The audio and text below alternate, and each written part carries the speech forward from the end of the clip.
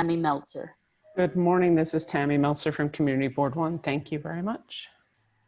Community Board 2, Carter Booth. Good morning, it's Carter Booth from Community Board 2. Community Board 3, Mei Lee. Good morning. Here. Thank you. Community Board 4, Full current chair CB4. Community Board 5, Good morning. It's Renee Kinsella on behalf of Vicky Barbera for Community Board 5. thank you so much. Community Board 6, Good morning, Molly Hollister, Chair, Community Board 6. Community Board 7,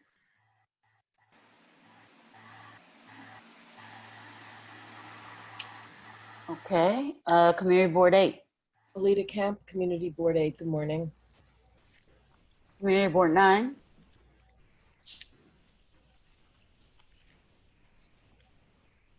Community Board 10, Good morning, it's Cicely Harris, Chair of Community Board 10. thank you, Cicely. Community Board 11,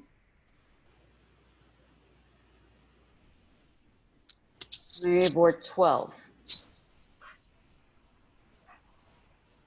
Okay, so we've established quorum and get to the agenda.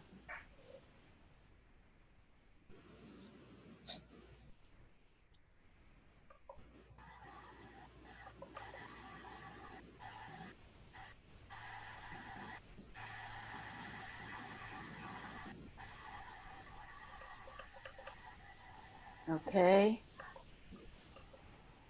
Do I have a motion for the adoption of the August 20th, 2020 Borough Board meeting agenda? Motion to adopt. Second. Seconded. Thank you. All in favor?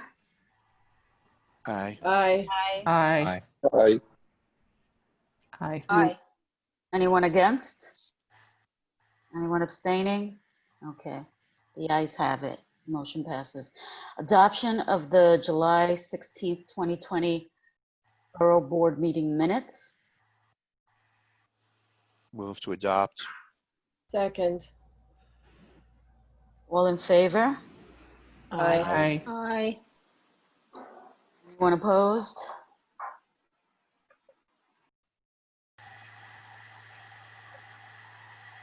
Okay, anyone abstaining? Motion passes.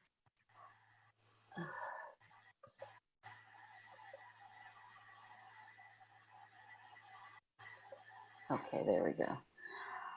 All right.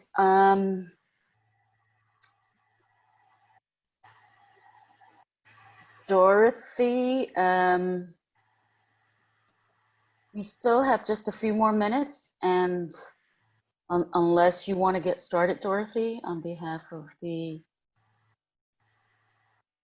executive superintendent. And then she'll come in. Maybe we could do something. Marisol just joined. Marisol? Okay. Maybe she just joined. Oh, yes, it's probably on the second page. Good morning, Superintendent Rosales. Good morning, everybody. Good morning. It's great to be here. So we've established quorum and already passed motions, and we're ready for you to start your report, and then I have a list of questions here that I received that I can go through, and you can start answering them.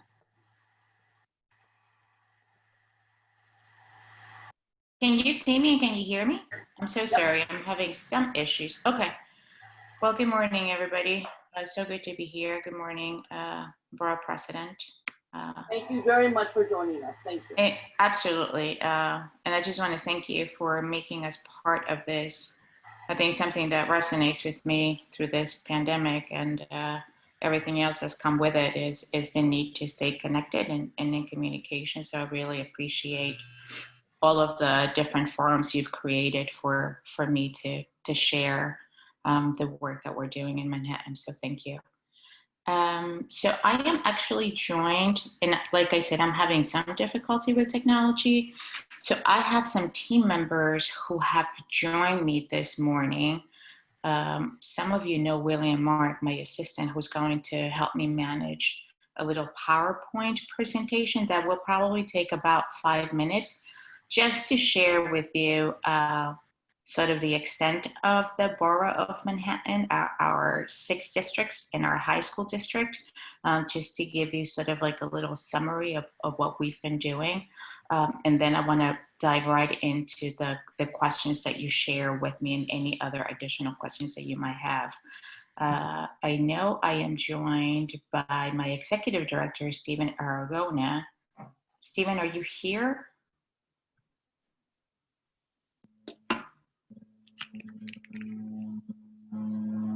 Not yet. I am also joined by my amazing director of operations. Some of you know her, Dorothy Robles. Dorothy, you're here, right? Yes. Hello, everyone. Nice to see everyone again. I miss seeing you in every district. So thank you, Dorothy. So William, if you can sort of share our PowerPoint presentation. And I also want to take this opportunity to really say thank you to our parent leaders. Collective leadership is essential these days. It takes the entire village to make sure we are taking care of our children across Manhattan. I've been to some of your community board meetings. Thank you so much for always inviting me and making me a part of the conversation. And I know how much our families trust you. So I just wanted to say thank you for that. William, are you ready? Is William here? William is here, Marisol, and he is already sharing the. Oh my goodness. Yeah, hold on a second. Let me try to do something here. Like I said, oh, here we go. Yeah, I see it. Beautiful. Okay, so go ahead, William. If you can just, beautiful. So this is who we are, everybody. This is a map of Manhattan. You can visually get a better picture of our districts, our size. We have 6 districts. You know, Carrie for District 1, Superintendent, District 2, Superintendent Donalda Chumney, District 3, Christine Laughlin. We have a brand new superintendent in District 4, Dr. Christy De La Cruz. Danica Rux is our superintendent in District 5. Manny Ramirez is our superintendent in District 6. And Vivian Orland is the superintendent of the high school district. I want you to know that the high school district is actually embedded across Districts 1 and 6. Together, we are 232 schools. We have approximately 8,600 teachers. This past year, we welcomed 600 new teachers into the Borough of Manhattan. We are privileged, and I say this all the time, privileged to serve 108,742 students across Manhattan. Go ahead, William. Something that I want to highlight because it is important.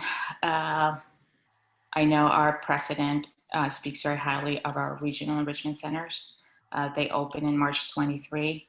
Our rec supervisors had no knowledge, no idea, no information as to how to run a regional enrichment center, and they have done an amazing job.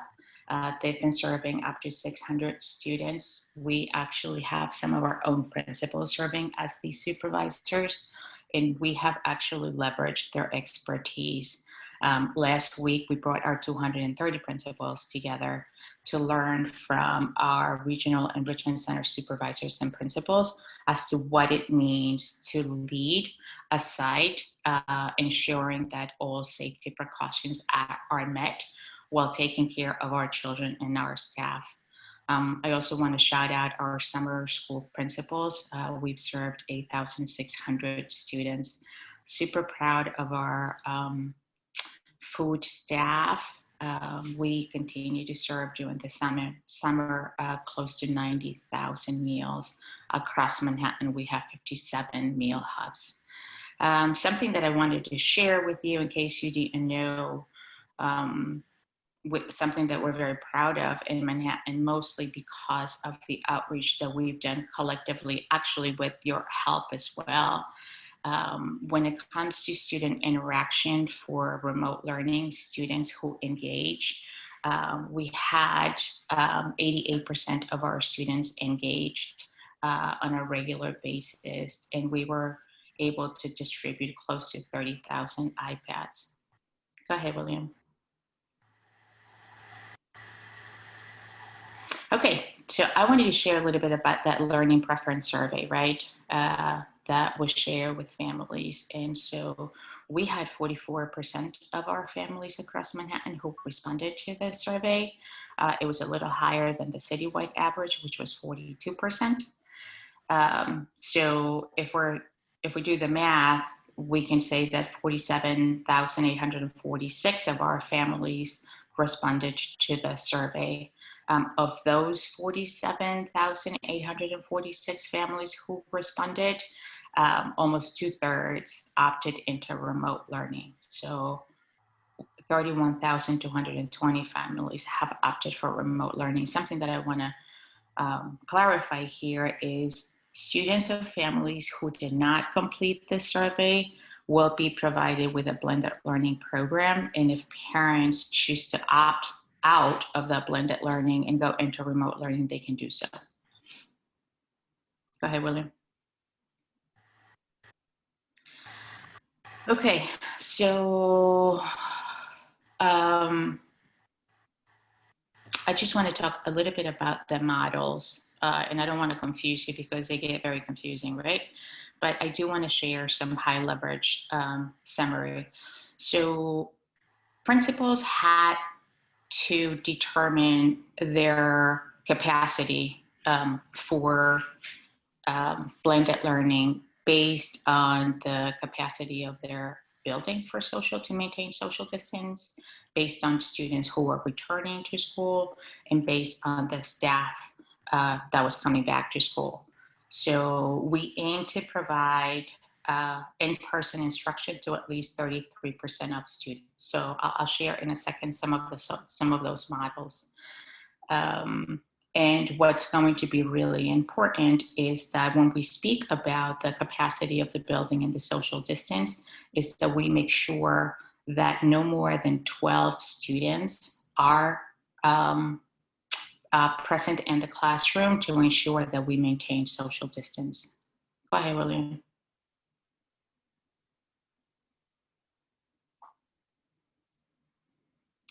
Okay, so I'll make this summary easy unless you really want to go into. There were 3 major models. The one assumes 50% of students will receive in-person instruction. And that is the simplest way of saying it, is that we will have 2 cohorts of students coming twice a week. So cohort A will come Monday, Wednesday. Cohort B will come Tuesday, Thursday, and then they will alternate Friday. Model 2 assumes 33% of students. That means that there'll be 3 cohorts. One day of the week will be the same for each cohort, and then they will alternate the other 2 days. The third model assumes that 33% of the students will participate. It follows a 6-day week cycle. It is only recommended for our high school students and some of our middle school students because they're familiar with it. And then we also have 2 other models that are for our District 75 communities to select from because they really need the daily or the more regular interaction. And for the most part, our District 75 schools and class size are much smaller, so we're able to were able to meet the demands and the needs to have them in school on a more regular basis. Go ahead, William. Okay, so this is what I wanted to share with you. And this is where we are right now. And it gives you an indication of where our districts are in terms of which models they have opted into, right? So where you see exception, which is the very last column, exceptions were reviewed and granted in places where either there was additional capacity at the school level to take in more students, and so perhaps they were able to add a day of the day for in-person instruction, or simply they wanted to switch one of the days. So that is sort of where our districts are in terms of opting into these different models. Next slide, William. Beautiful. Okay, so is Stephen here? Do we know that, William? I think it'd be good to. Okay. Yeah, can you hear me? He's here. Awesome. But I think he's in the attendee list. Oh, is he? Can we make him a panelist? That would be terrific. We can make him a panelist. We can make him a panelist. Thank you, because I really want to introduce everyone. Stephen Aragona? Yeah, Stephen Aragona is our executive director for Manhattan, and he just finished his first year, and he did not expect to have to deal with such challenging year, and he has done an amazing job working with our superintendents and managing our staff at the borough office that is responsible for providing all the supports to our schools, from human resource, budget, student services, teaching and learning. And we have most recently added family support, just because if there's something that we have all learned through this, is that parents and families are true partners in this work, specifically when we're working with our children remotely.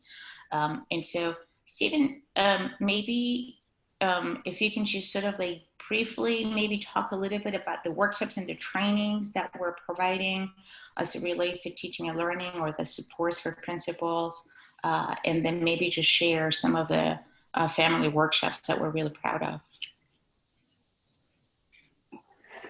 Hi, everybody. Some of these family workshops are touching on topics that we're focusing on with all audiences, not just families. We're going to be kind of digging deeper into these topics throughout the year with teachers, with principals, with guidance counselors, as well as families, parent coordinators, you name it. We have done a lot of research since March, especially when we moved into the remote environment. And we really focused on identifying what do we need to add in this new environment to strengthen the knowledge base of school staff, of families who've now become teachers themselves. And then also, what are some of the things that we've been doing really well that could transfer over, and what are some of the adjustments that we're going to have to make? So the special ed requirements are still very much in place, and the supports that we provide need to be adapted in ways for a blended environment, but we are working hard to get schools organized around making sure that students are receiving high quality services. We also have to do a lot of work with the entire Manhattan community of all stakeholders around like what blended learning actually is, and what high quality blending learning could look like, and what is rigorous blended learning, what does student engagement look like when it's working really well and when it's high, and what are some ways that we can think about adjusting our practice when the engagement is not what we're typically used to, whether that be cognitively, behaviorally, or affectively. Culturally responsive and sustaining education has been a strong suit of our office now for the past few years, and we're just working on moving that into a different mode of delivery, because of now students will most likely be experiencing a hybrid model. Our bilingual education programs are also very similar to the adjustments that I spoke about with special education, making sure that we are still able to provide the appropriate support to our multilingual learners, and so that they can experience instruction at a high level along with everyone else. We are going to continue emphasizing social emotional supports. We do know that students have experienced a tremendous amount of trauma from the pandemic, from the heightened awareness on racial inequality, and we are going to work with every family and with every school to ensure that that is a critical feature of how they build the educational experience for students when we return in the fall. Our students, our schools, I think, are all excited to get back, and we are looking forward to welcoming them. And we know that these are some areas where we feel we can re-engage them, and it's important to us that we just have a shared understanding across the borough from our families and from our school-based staff on some of these topics. So we've been putting on a lot of workshops for these different audiences, and we believe that this is our highest leverage preparation to set us up for the fall. Thank you, Stephen. And I think if we could, we have shared the link to the workshops with our principals and our CEC members across Manhattan. And I think, as I'm thinking, we should, if we can have a distribution list for this group, we can definitely share with everyone here, or we can perhaps post it in the chat, William or Stephen, the link to the workshops for families. You have it here, William. Thank you. Sorry, I'm having some technical difficulties, so forgive me, everybody. Okay, thank you, Stephen. William, next slide.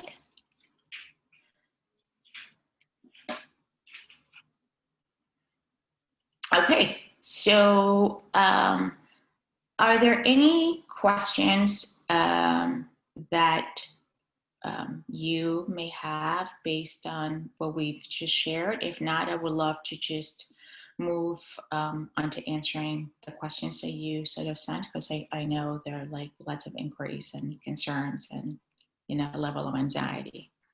Superintendent, I have a list of questions, but first on the slides, you gave us a lot of data on the first couple of slides about the districts. Mm-hmm. And can you tell us what the numbers are for District 75?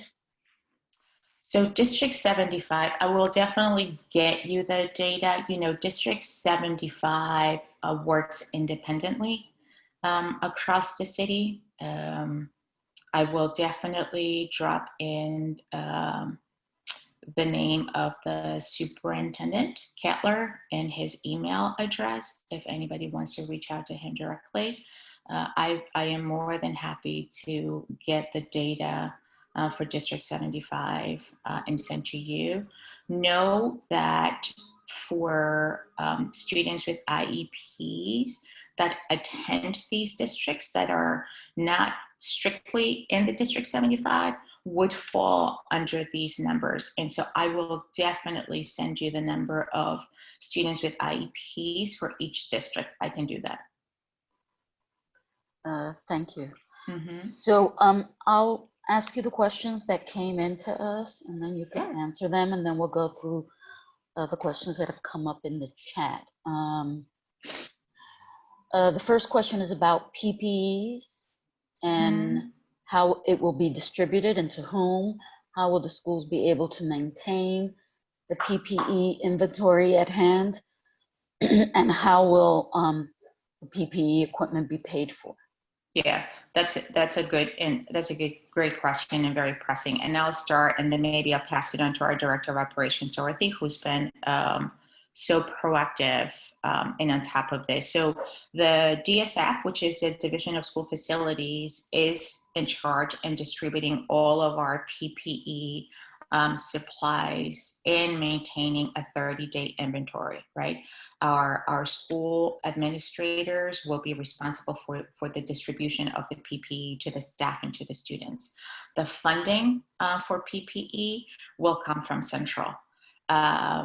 So I know that the city actually procure a large upfront order of cleaning supplies and PPE.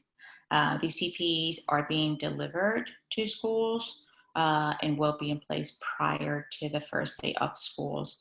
I will pass it on to Dorothy. Dorothy, if you want to talk about sort of like how we're managing that here in Manhattan. Stephen, you can also jump in, because I think for us, what's really critical is to make sure that any issues in terms of like what hasn't been delivered gets escalated through the superintendent, Dorothy, so that we can advocate and that we are 100% sure that schools will have all that they need by September. But Dorothy, is there anything that you want to add? Yes, yeah, thank you, Marisol, and thank you, Rosie, for your inquiry. Exactly what Marisol said, our Division of School Facilities already 75% has been distributed to the schools directly, and the custodian will be storing it, and principals with their building response teams that they created, they'll be the ones who managing how to distribute it to the teams, because some of our schools are co-located with D75, D79, and charter schools, so they're responsible of all the items that's been delivered to their school. This is a 30-day inventory supply, and of course, depends on the demands. Principal could flag it to their custodian directly if they're being short with all the supplies that they have. These are the gloves, the child pediatric mask, the adult mask, the sanitizer and sanitizing equipment, and gowns for the isolation rooms, and so on and so forth. They also delivered a wellness barrier in front for the SSAs, which are our safety agents in our offices. Those are the two parts of the school space that we wanted to prioritize. So those are being delivered as well, including the electrostatic device that they're going to use for disinfecting the school directly. These are part of the delivery during this time. And if there's anything that needs to be flagged, of course, principal, aside from contacting the custodian directly, they could also flag the superintendent as well as myself. We have a Manhattan hub instead of going to our Vernon Boulevard DSF facility. We have MLK as the hub of our PPEs, just in case we need to deliver ASAP. Thank you, Dorothy. You're welcome. Thank you. We've heard from many of the schools, and that some of the janitors are concerned about the amount of PPE and how will the schools amount of PPE, cleaning supplies and staffing to meet the required deep cleaning. How would the staffing and supply need be met? Yeah, that's important as well. Again, the Division of School Facilities is responsible to ensure that their custodial staff has the PPE and the cleaning supplies necessary to maintain the building, and that the building will continue to use the adequate staffing to meet those disinfecting protocols.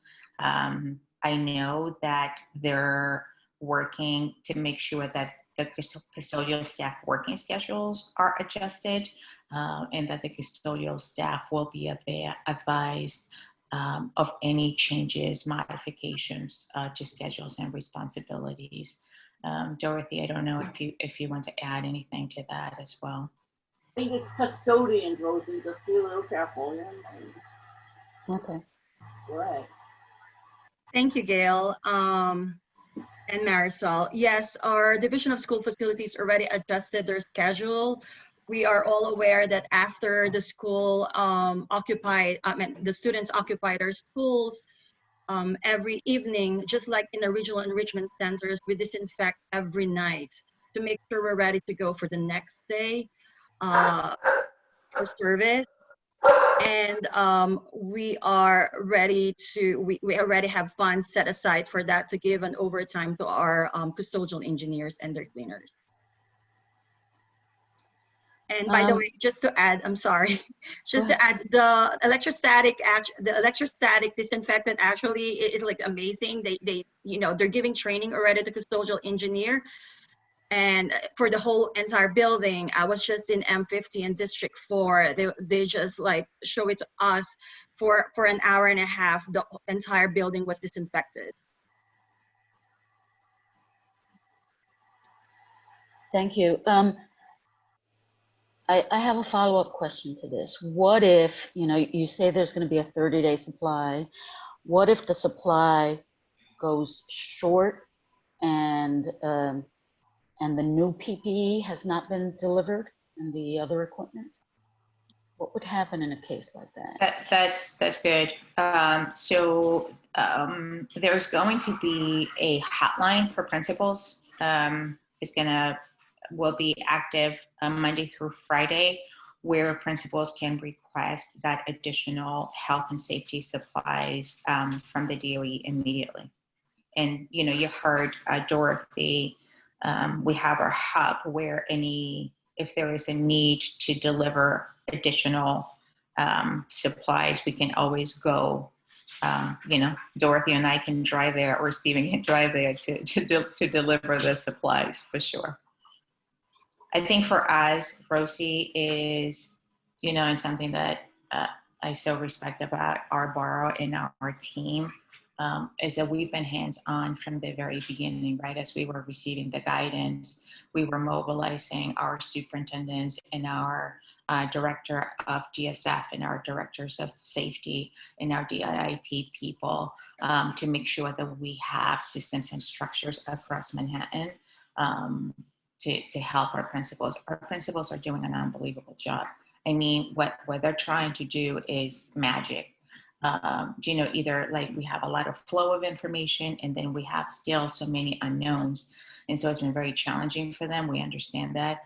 And so we're just trying to provide as many supports. I want to shout out our president, Gail Brewer, who's been a partner from the very beginning and trying to see how she can support and deploy her own team members. I also want to say that we were able to provide tutoring for our students of our most vulnerable schools because of how Gail and her team mobilized supports for us. We're in conversations about what other support she and her team can provide because, you know, having PPE supplies, like we need as much as we can, right? And so for me, mobilizing the collective, the leadership, and everything that we have in our power here in Manhattan is going to be important. So thank you. I want to just jump in for the community board. We're looking for more tutors. We're going to send you how to get your credentials and vetted by Department of Education. We have 200 tutors thanks to JCC, but we need more. I think the program is ongoing. There's no end to it. And so we're going to send that to you, and we would love others to participate. Thank you. Thank you, Madam Borough President. Okay. HVAC systems and ventilation in schools. What will be done to address the HVAC systems in disrepair and schools with no ventilation or windows, basements like gymnasiums, gymnatoriums, where there's little or no windows, and there's activities going on in those rooms? I'll share some, and then I'll definitely pass it on to Dorothy, who's got more localized updates. Again, the Division of School Facilities has conducted a survey of our buildings and is actually working with the SCA to ensure that every building has the ventilation operating as the ventilation is designed, right, depending on the fans and the air conditioner or the windows, whatever that may be. We currently have our custodial staff performing maintenance on all HVAC systems. I know that they, and Dorothy, you might know better, but I know that they're replacing the belts and adjusting any sort of repairs that they may need. The air filters are being cleaned, replaced as required, and what I do want to say is that prior to school opening, I know that Central has stated that they will publicly communicate on the repairs being made to ensure proper ventilation. And I know that we are not, because we are very diligent about this in terms of communicating with our principals and superintendents. In fact, we just had 3 superintendents, Dorothy, our director of facilities, do a walkthrough of a building. We are not going to open classrooms or a school for live teaching if the ventilation is not accurate or correct. But Dorothy, I just want to pass it on to you if you have any more specifics. Yes, correct. Thank you, Marisol, for that one. It's true that our Division of School Facilities actually conducted a survey with our school construction authorities, as well as some of them with the one that was red flag is we conducted a survey with UFT as well, our friends from UFT as a third eye for that checking of the HVAC system, especially for our huge schools in Manhattan. All those rooms that not deemed as fit, not having a ventilation, was removed from the space that we allotted during the process that we're creating the models for schools. So if there's rooms that it's impossible to use because there's no ventilation, we remove that space outside when we consider to submit the chancellor's model for the schools to be used for space for students. Also, DOE actually repairs all the fixing windows, just like Marisol said. The one without windows, we have the HVAC system that filters was changed and clean to make sure that we change from MERV 8 to MERV 13. So this is the minimum for the contaminants, the minimum efficiency reporting value for our HVAC system, to make sure that the flow of air coming out, coming in, is the fresh air that, you know, there's not that much pollution or contaminants. We want to make sure it's safe. And if there's no if there's no windows, the HVAC needs to be usable. And if we only have AC and we have windows, we want to make sure we open the windows 6 inches to make sure that the air is also coming in the building. There's a lot of hands with the walkthrough. Division of School Facilities, school construction at the beginning, during the time that we were closed from March 23rd until now, and then we finished that, and then now we're in the process of phase 2, that our staff, superintendent's team, BCO team, and central team will now be scheduled to go to school to make sure we're ready for school opening next week. We're going to conduct all the survey as well. So it's a lot of hands checking the schools before we open. Thank you. Regarding alternative instruction and recreational spaces, has the DOE or DSF identified and secured streets adjacent to schools to provide instruction and recreation that meets social distancing? And when will final decisions be made and announced? So we haven't had final guidance on that, Rosie. I know that the DOE was exploring the idea of adjacent streets for schools to provide instruction and recreation. As of now, we're leaving them open, but only because we haven't received final guidance from Central.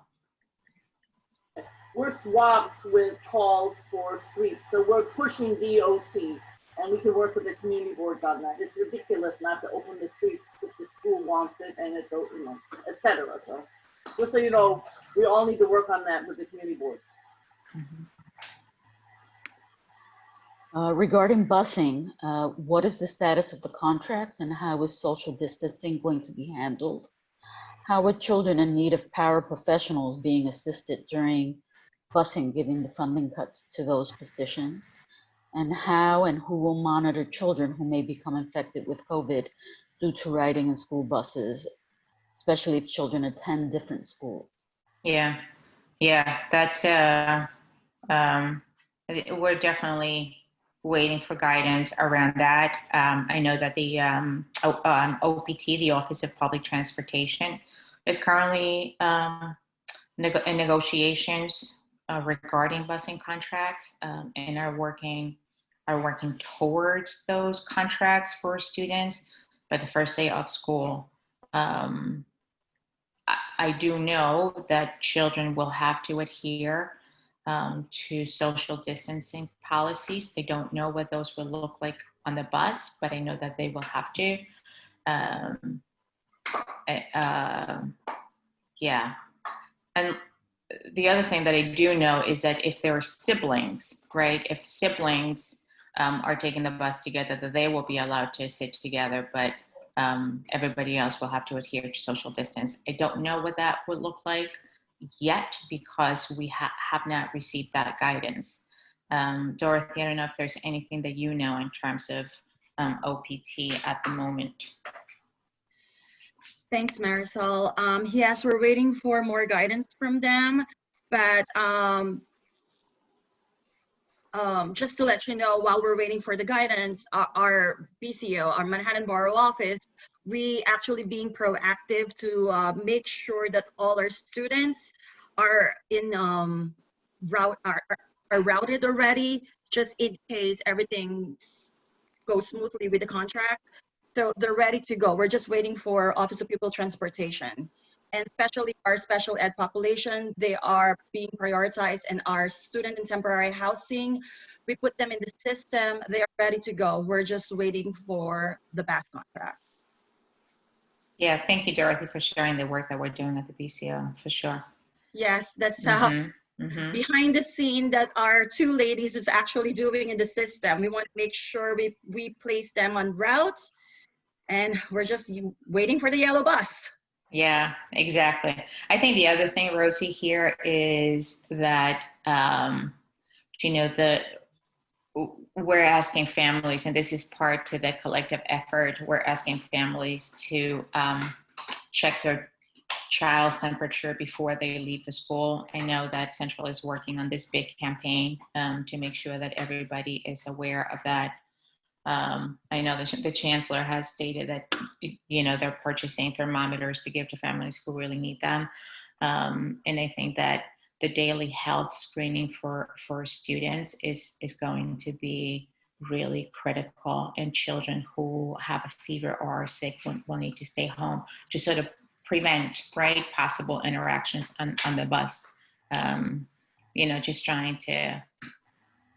Just trying to bring some perspective as it relates to, the busing. That a lot of it is going to have to be done by our parents and our families at home, right?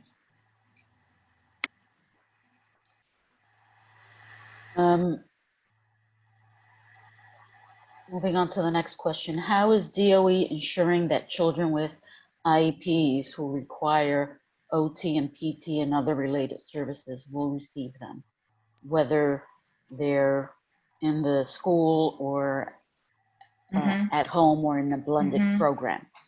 Yeah, I'll start and maybe I'll pass it on to Stephen so he can get in here too. I can tell you that as of now, our families of children with an IEP or disability have received services around mandated related services such as speech, OT, PT. The parents of our 12-month mandated students had the option of in-person service. We use our regional enrichment centers for that, virtual service or no service. Parents that chose the in-person continue to be provided at our rec centers. In terms of in-person support or services by independent providers. We should be receiving that guidance soon from Central. And Stephen, is there anything that you want to add, either in terms of the work at the BCO or any additional guidance from the CAO's team? No, I think at this point, there is a lot of discussion going on between the city and the state to get special education guidance to the borough office and to schools. So I think at this point, we're also waiting for more specific guidance about things such as the ICT schedule, related service, and so on. So I think you covered it.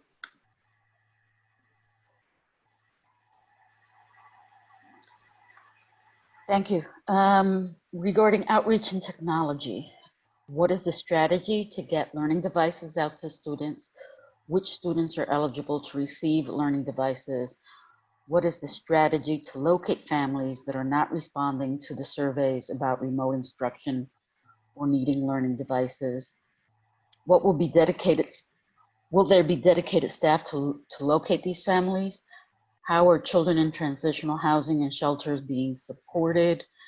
And if students get the devices, how do we know if they have internet access? Yeah, thank you for that. That was and continue to be a priority for us in Manhattan, inclusive of our superintendents and the BCO, to ensure that all children have a device and that families have the support necessary. So there are different layers of support, Rosie, and I'll definitely get Stephen to talk a little bit more about that. There is a support that is being provided at the school level by principals and parent coordinators in terms of reaching out to families. Children who come to school in September and don't have a device, the school will be able to provide a device. Central DOE has about 30,000 devices still that could be distributed, and these are iPads that are Wi-Fi enabled. At the district level, our family leadership team has been working with parent coordinators and families across in terms of making sure that families are engaged, have been engaged, have a device, sharing the information as to where to get devices, and providing training for families. I know that families are receiving information, an email or a text about preparing their DOE loan devices for the first day of schools. Parents will have to take some sort of action, like making sure the iPad is working, reconnecting to the internet, and things like that. But Stephen, is there anything else that you want to share? No, I would just echo that, superintendent's teams, district by district, are working with schools who are working with families. And I mean, in that line of from family to school to district to the borough office is how we've been trying to literally family by family ensure that every single child, even if there are multiple children in the home, has a working device. And I think that our systems for monitoring that have they've grown into being really accurate and reliable. So I do believe that we are doing a good job in that area. Mm-hmm. Superintendent Rosales, I thought you were going to be able to be here till 10. I've been informed that you actually have to leave at 9:30. There's a bunch of questions here that still that we have. I'm just wondering if either your team can answer it or we can get it to you and then you can get us the answer and we'll provide it to everyone who's been here today. I also want to give the opportunity to the Borough President to ask a question before you leave us.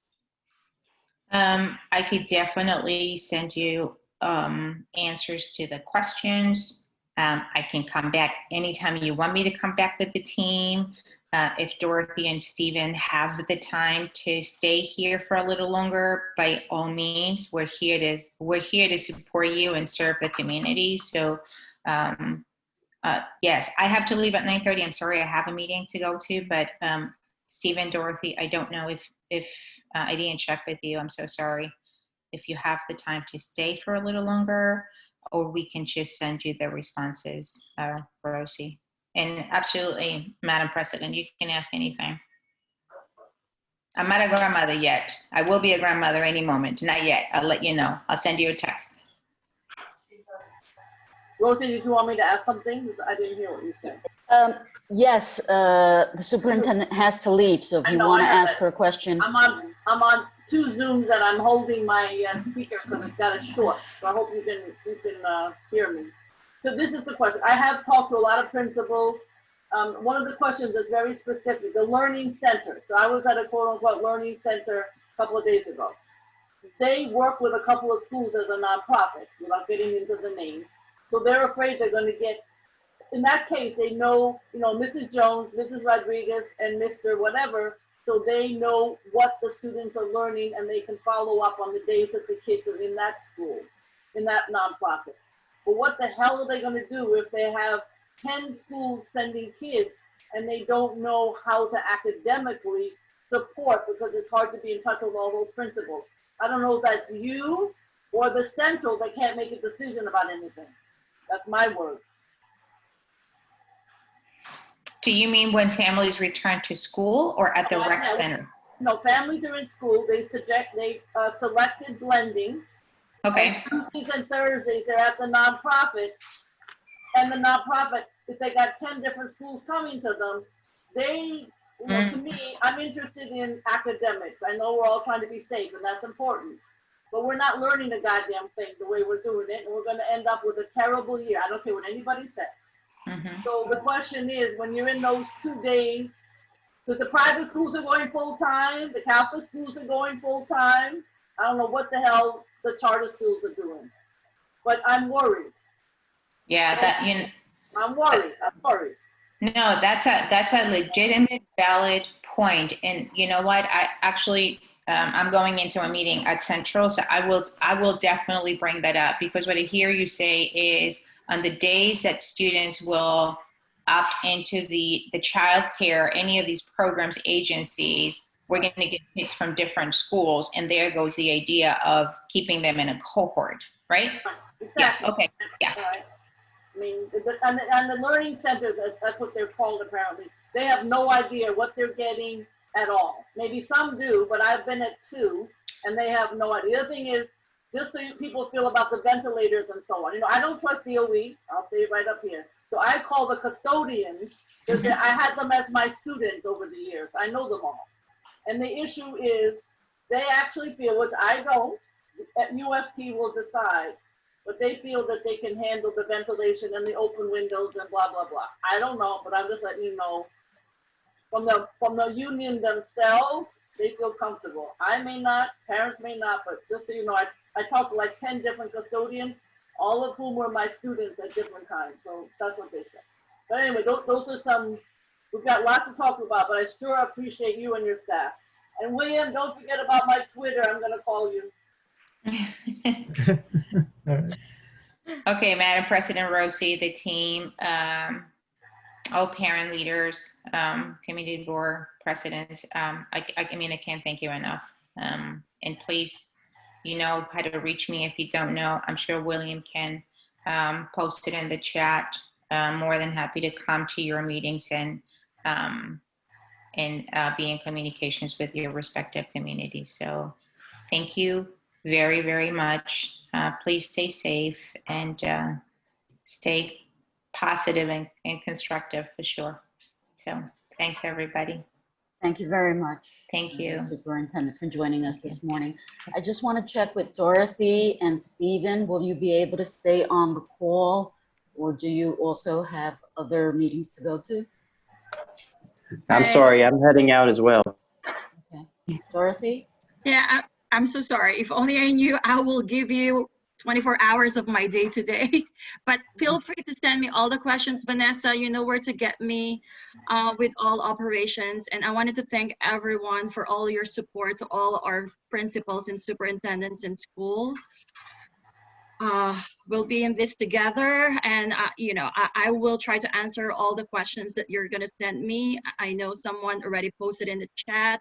I'll get back to you on this. And Vanessa, you know where to get me. And of course, our number one, I'm your number one fan, Gail Brewer. So thank you, Dorothy. But I have a lot of concerns. I think this is a shit show. I'll tell you that right now. Let's hope it works. But I am very concerned. Put your I appreciate it, but this is really hard stuff. It is so hard. To put your email also in the, we have Marisol, but can you put yours in the chat too? I'm very worried. You guys are great, but I'm very worried, just so you know. I'm with you. I totally understand. I am with you. Worried. Yes, I'll be glad to put my email address on the chat. Thanks, Gail. Thank you. Thank you. So we will put all the questions together and get it to DOE. Our next Borough Board will be in September, after school has started.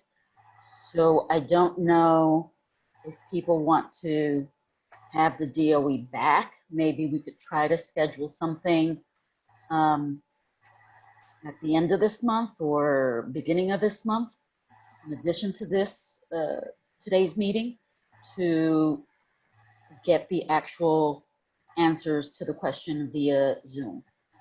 So I'll ask people when they're, the chairs, when they're giving their reports, if that's something that they prefer to do instead of just getting the written answers. Madam Borough President, do you want to give the Borough President report? Let them go ahead. Go ahead. Chairs? Yes. Okay. So we are in the month of August, so Community Board 8 Alita Camp. You can start the report.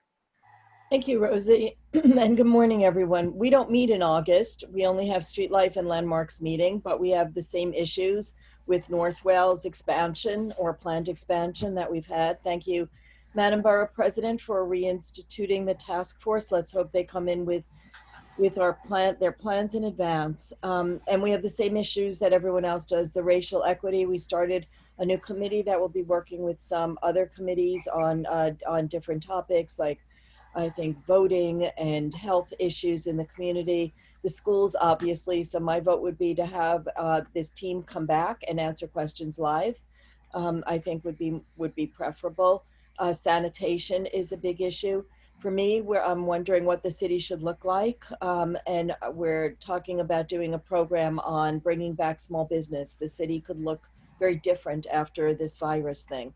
Voting will be, the voting committee will be looking at voting issues, if there are any that we could actually weigh in on and have some influence on, to be able to sort out November. And of course, zoning, we're still fighting for height limits, and DCP is not really being cooperative on that. So thank you very much, and thank you for bringing the DOE folks in. Thank you. I'm checking, but is anyone here for representing CB9? Rosie, I am on, but I am in the middle of a work call. Can I go later? Absolutely. Absolutely. Thank you, Barry. Cecily, CB10. Good morning, everybody. Cicely Harris, representing CB10. We just had a couple of our committee meetings. First of all, I would like to thank Madam Borough President for attending our senior task force meeting. Our senior task force is one of our critical committees. So to talk about the continued food shortages and how we are continuing to serve our seniors, especially as so many of them are at home and still at home. How do we close that digital divide with our seniors? So thank you for having that conversation with us yesterday. We really appreciate that. I'd like to talk about our Open Streets program that we have. So Central Harlem as well as East Harlem Community Board has come together for a good neighbor policy. So all of our CBOs have signed off on it, and every single elected official in Central Harlem and East Harlem have signed off on our good neighbor policy. And so what does that mean? It has a couple of bullet points. It's Protect Your Block is the overall campaign that we're doing. It started out with the Street Corner Resources group that we have going out and occupying the corners. The mayor came out to occupy the corner with us. We're addressing the plight of so many young people who are suffering from the economic divide and are turning to different avenues that may not be productive. And so we are answering that call. And that means involving the entire neighborhood. So East Harlem and Central Harlem have this pact that we are protecting our neighborhood with the good neighbor policy. So that's one of the things that we're doing. And then we are continuing to talk about the Exonerated 5 project that we are doing. I'd like to give a big shout out to our parks committee, our leader, Karen Ori, who has really stepped up, continuing to have forums and ideas. I'll be sure to get that, our next forum number out to all of the community boards so you can just see and have a dialogue, because it is bigger, even though we're starting with the Exonerated 5, but we are addressing the criminal justice system and how we can all change that. So it's a good conversation to have, one about the project, but two about an overall initiative. So those are a couple of things that we are doing. And lastly, we want to also continue to be cognizant of the housing moratorium. While it is still going on, there is not a current plan of going forward and what that might look like going forward. So that's what we've been talking about in our committees. Thank you so much. Xavier Santiago, CB11. Hi, good morning, everyone. Thank you for being on. I hope everyone is staying safe and continue to wear their masks and being observant. A couple of quick notes as we are still in recess.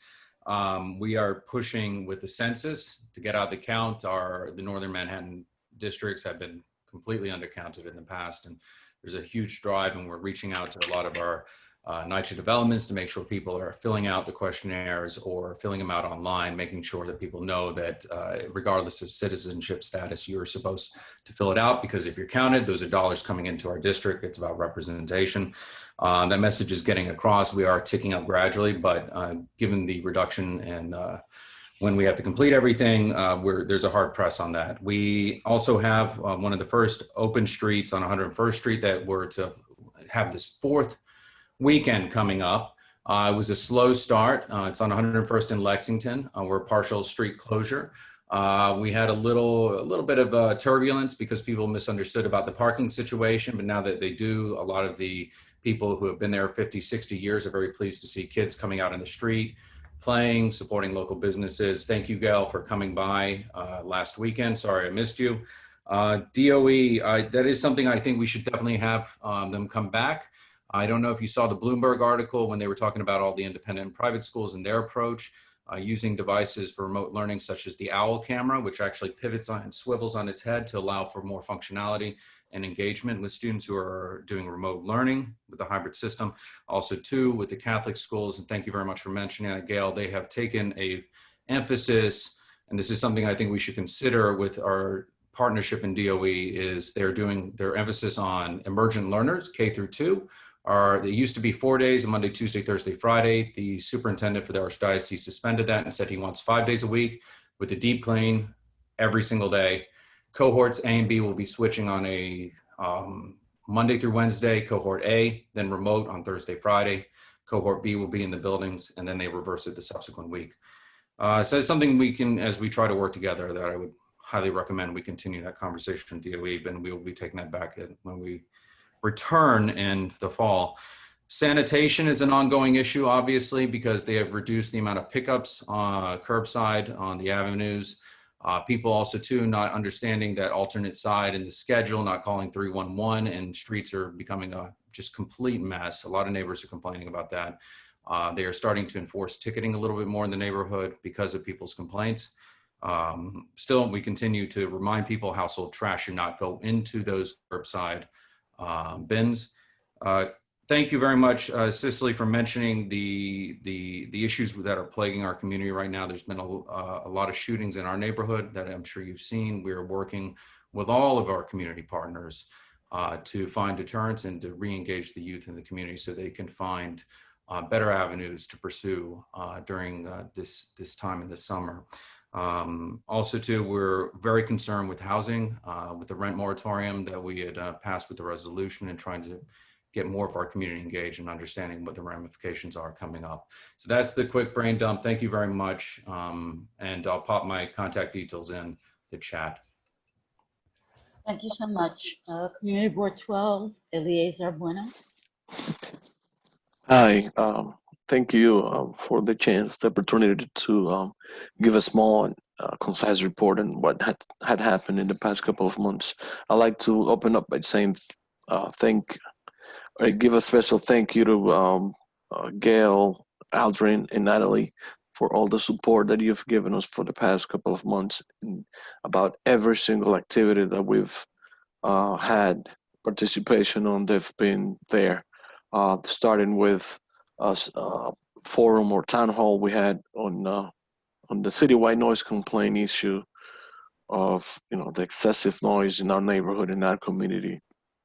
Had a very productive town hall or forum in which over 300 people joined in, and that was an extremely good opportunity for our community to express and vent for a citywide issue, but that is more predominantly bigger in some communities than others. So it was an extremely productive meeting. And also we have, as mostly or others, community boards, sanitation issues with, as a community board, trying to engage, community residents as to, that we more than just a space in which resolutions and task forces are created, that we are there to help them, and we are part of the community. So we were part of 2 initiatives by some of our elected officials in some cleanup activities in the parks and also the streets for the past couple of weeks. Also, we participated in the last census push with Aldrin Bonilla, giving away fortune cookies so people can get a sense of what it is that signifies being counted in the census. We also have a pending, a very exciting August 25th business walkthrough with Borough President Gail Brewer, the streets of 181st and 190th in St. Nicholas Avenue, coordinated by Natalie.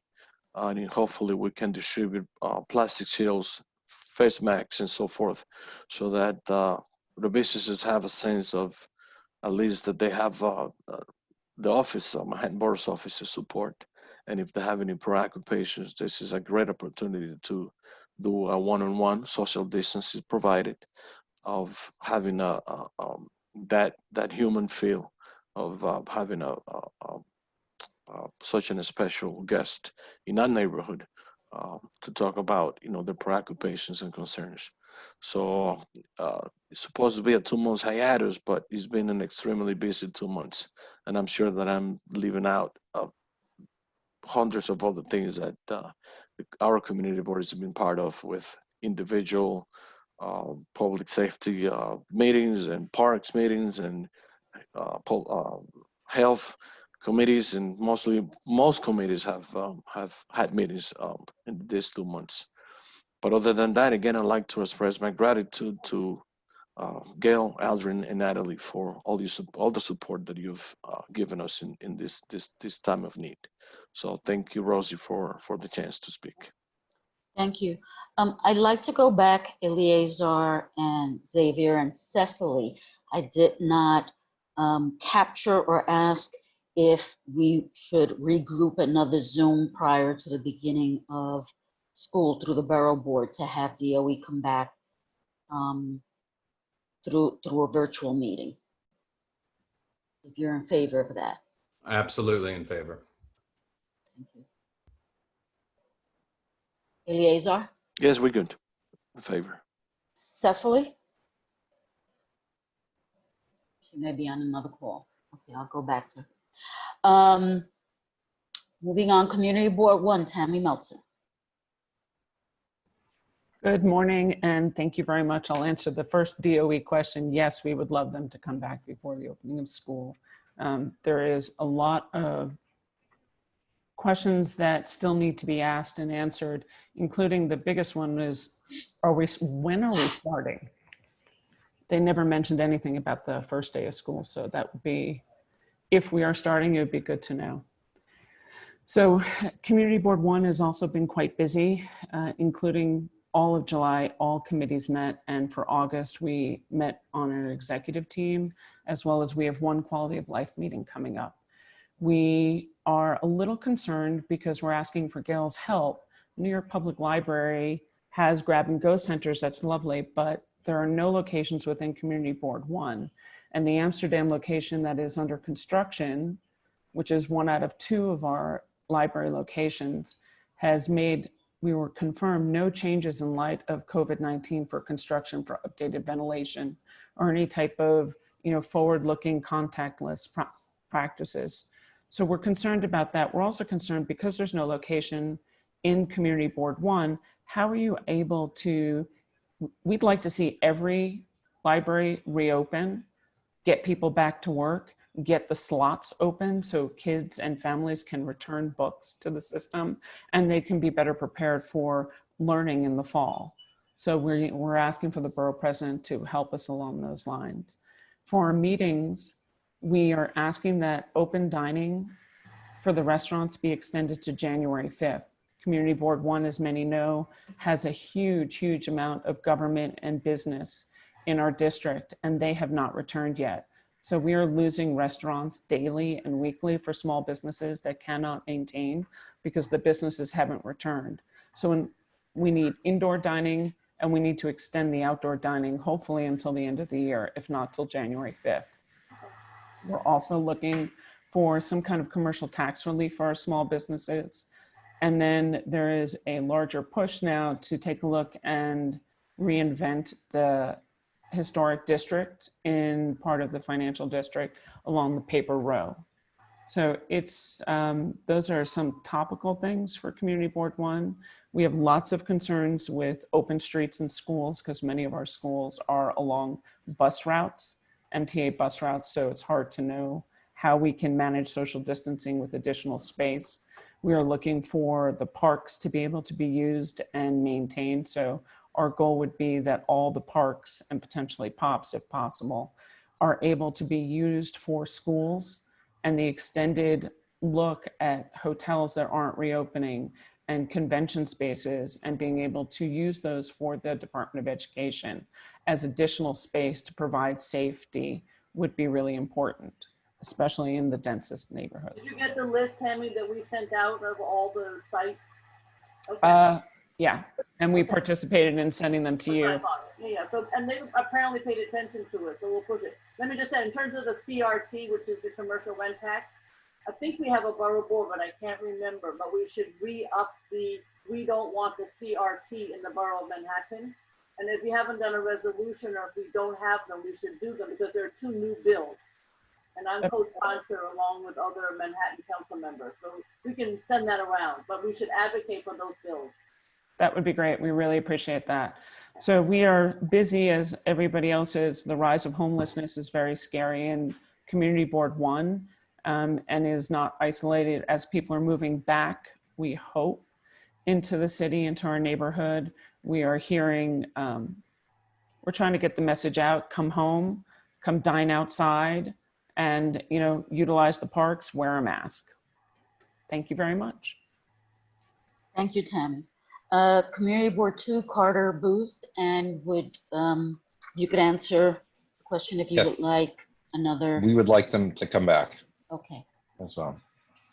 Thanks, Carter Booth from Community Board 2. We're having our full board meeting tonight for August. 5 committees met this month, so we about half our committees met. Unfortunately, we lost one of our board members, Tom Connor, who's a strong advocate for seniors and somebody who was very vocal on our board and advocating for quite a number of issues. It was sad news for us. As far as some of the ongoing issues, like everybody else, homelessness is on the uptick. That's been cause for concern. One of our committees that we formulated in response to the coronavirus is a reopening working group, and we've been having a series put on by the chair of that committee, Restarting Together. And this month, that series focused on universities. We have NYU and the New School. In our community, it was an interesting presentation on what they're doing to reopen their campuses or have students on campus with virtual learning in the case of the New School. That's important to us, is just echoing Tammy for our local businesses. NYU obviously represents a big community, and any movement there is a big boon to our local community that's been really, our business community that's really been hit. Our next meeting is going to be focusing on museum and cultural institutions in our board for the Restarting Together. For the most part, open restaurants is going very well. I think a lot of our restaurants have been participating. In fact, we have I think we have 2 new streets that are joining this weekend in Little Italy. There are some issues, particularly in Little Italy and Nolita, with the Department of Sanitation, the fire department, in getting some of the trucks down some of the narrower streets when their restaurants set up on both sides and making turns onto the streets in a few cases. DOT hasn't been that responsive in sort of addressing those issues, as as we seem to say each time we bring that up. But we're hoping that can be smoothed out. And our Schools and Education Committee, just obviously from the topic today, has been very busy. Janine Kiley, our chair of that committee, has been doing a great job. We're very much interested in the play streets. We have 6 schools that have applied for the Open Streets for Schools. And when they had submitted their applications, I'm sure as everybody else knows, they got a response that they should hear back from DOT by October 21st, 2020, which I think was very frustrating, as everybody else has heard with regards to a lot of the schools' issues. We also have 3 schools that have had ongoing play streets that were previously approved in previous years. It's a really big issue for us, and we're just hoping that the mayor and their deputies can appoint somebody or themselves to be the school reopening czars to make sure that these programs are implemented. Some of the upcoming issues that we have coming along are discussions and just changes in the loft law, which is something that's probably mostly particular to our community board. And let's see, I think that's covers most of the issues. One of the things, and I'm not sure if other boards are doing this, but is we've started reposting on streets for some of our meetings and on the light posts and that type of thing. And we're in the process of starting to use QR codes for that, since the public is really becoming very familiar with them through all the open restaurants. And so that's a quick way to engage, I think, some of the younger people and just getting information on things that are happening. I think that's it. I'll leave it at that. And thanks. Thank you. Community Board 3, Mei Lee. Hi, good morning. So first of all, as far as the schools are concerned, we are also in favor of having them to come back to a subsequent meeting to answer the questions. So we also had to actually intervene with one of the schools in our was PS4, the school on Hester Street, PS42, right, or 1, about getting an open street. So they, like many other schools, received that auto reply, that someone would get back to them in October because they just went online. So our district manager did intervene and connect them with the central office. And there's a community affairs borough manager there whose name is Stephanie Barreto Lastra, who was very helpful for this school. But, and she also promised that the DOE central office is working with DOT and parks to have a process. So we think that there should be an interagency process. Schools should not have to go to the website. And furthermore, the community board should be looped in when schools request this space from either parks or transportation, because we're also dealing with parks and transportation with other parties as well. So finally, so the next thing is that, we did meet, all of our committees met in August because we have so much to catch up on. We normally don't, but we are meeting this August. Okay, so so the next issue is homelessness. We found out that the HOPE count, which is usually conducted in January of the street homeless, has not been released. The numbers have not been released, and we're working on our district needs statement, and we really need the numbers, and we're not sure why. Our district manager has contacted DHS about it, but we still don't have the numbers for the most recent HOPE count. So we hope, we need that, and I think some of the other boards might need that too. So about more about street, so crime in general. So the office has received many more reports about drug dealing on the streets, drug use on the streets, people experiencing homelessness on the streets. And the thing about the complaints is that sometimes people just lump everything together, but it's not all the same. So, but most of the complaints have been about the more serious stuff like drug dealing and drug use, and that there is no high level kind of plan to deal with it or to respond to it. So we'd like to see more of that. Also, just in terms of the open streets and the open restaurants in general, the experience has been very good. There's a few problems with SLA, but SLA seems to be dealing with it. There is a problem though with these crowds, and it seems like the police just ask them to move along, but then I guess they can come back. So there's no further enforcement. And then also there are these street bands, which are not affiliated with any commercial establishment. So that's one of the other problems. So finally, the rest of my report just relates to the board's inner workings. We did have the workshop, the town hall with Department of DCWP, Department of Consumer and Worker Protection. It was in the beginning of August. It was a very good town hall. We had, speakers, the commissioner and our 2 council members were there.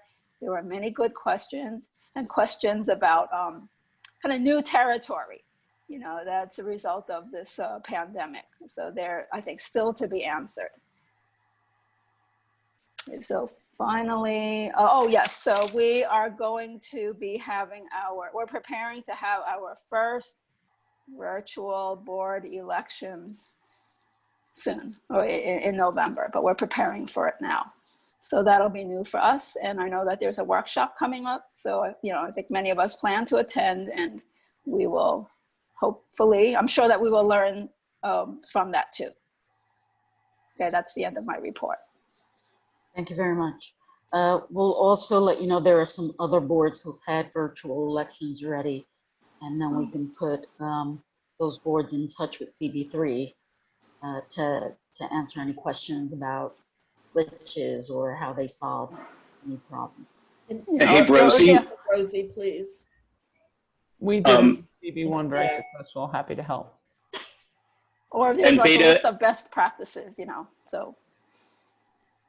I will also Hello? add that Beta NYC is working with Queen CB6 to, based off of some work that Manhattan CB6 has done. So that way there's a virtual tally sheet.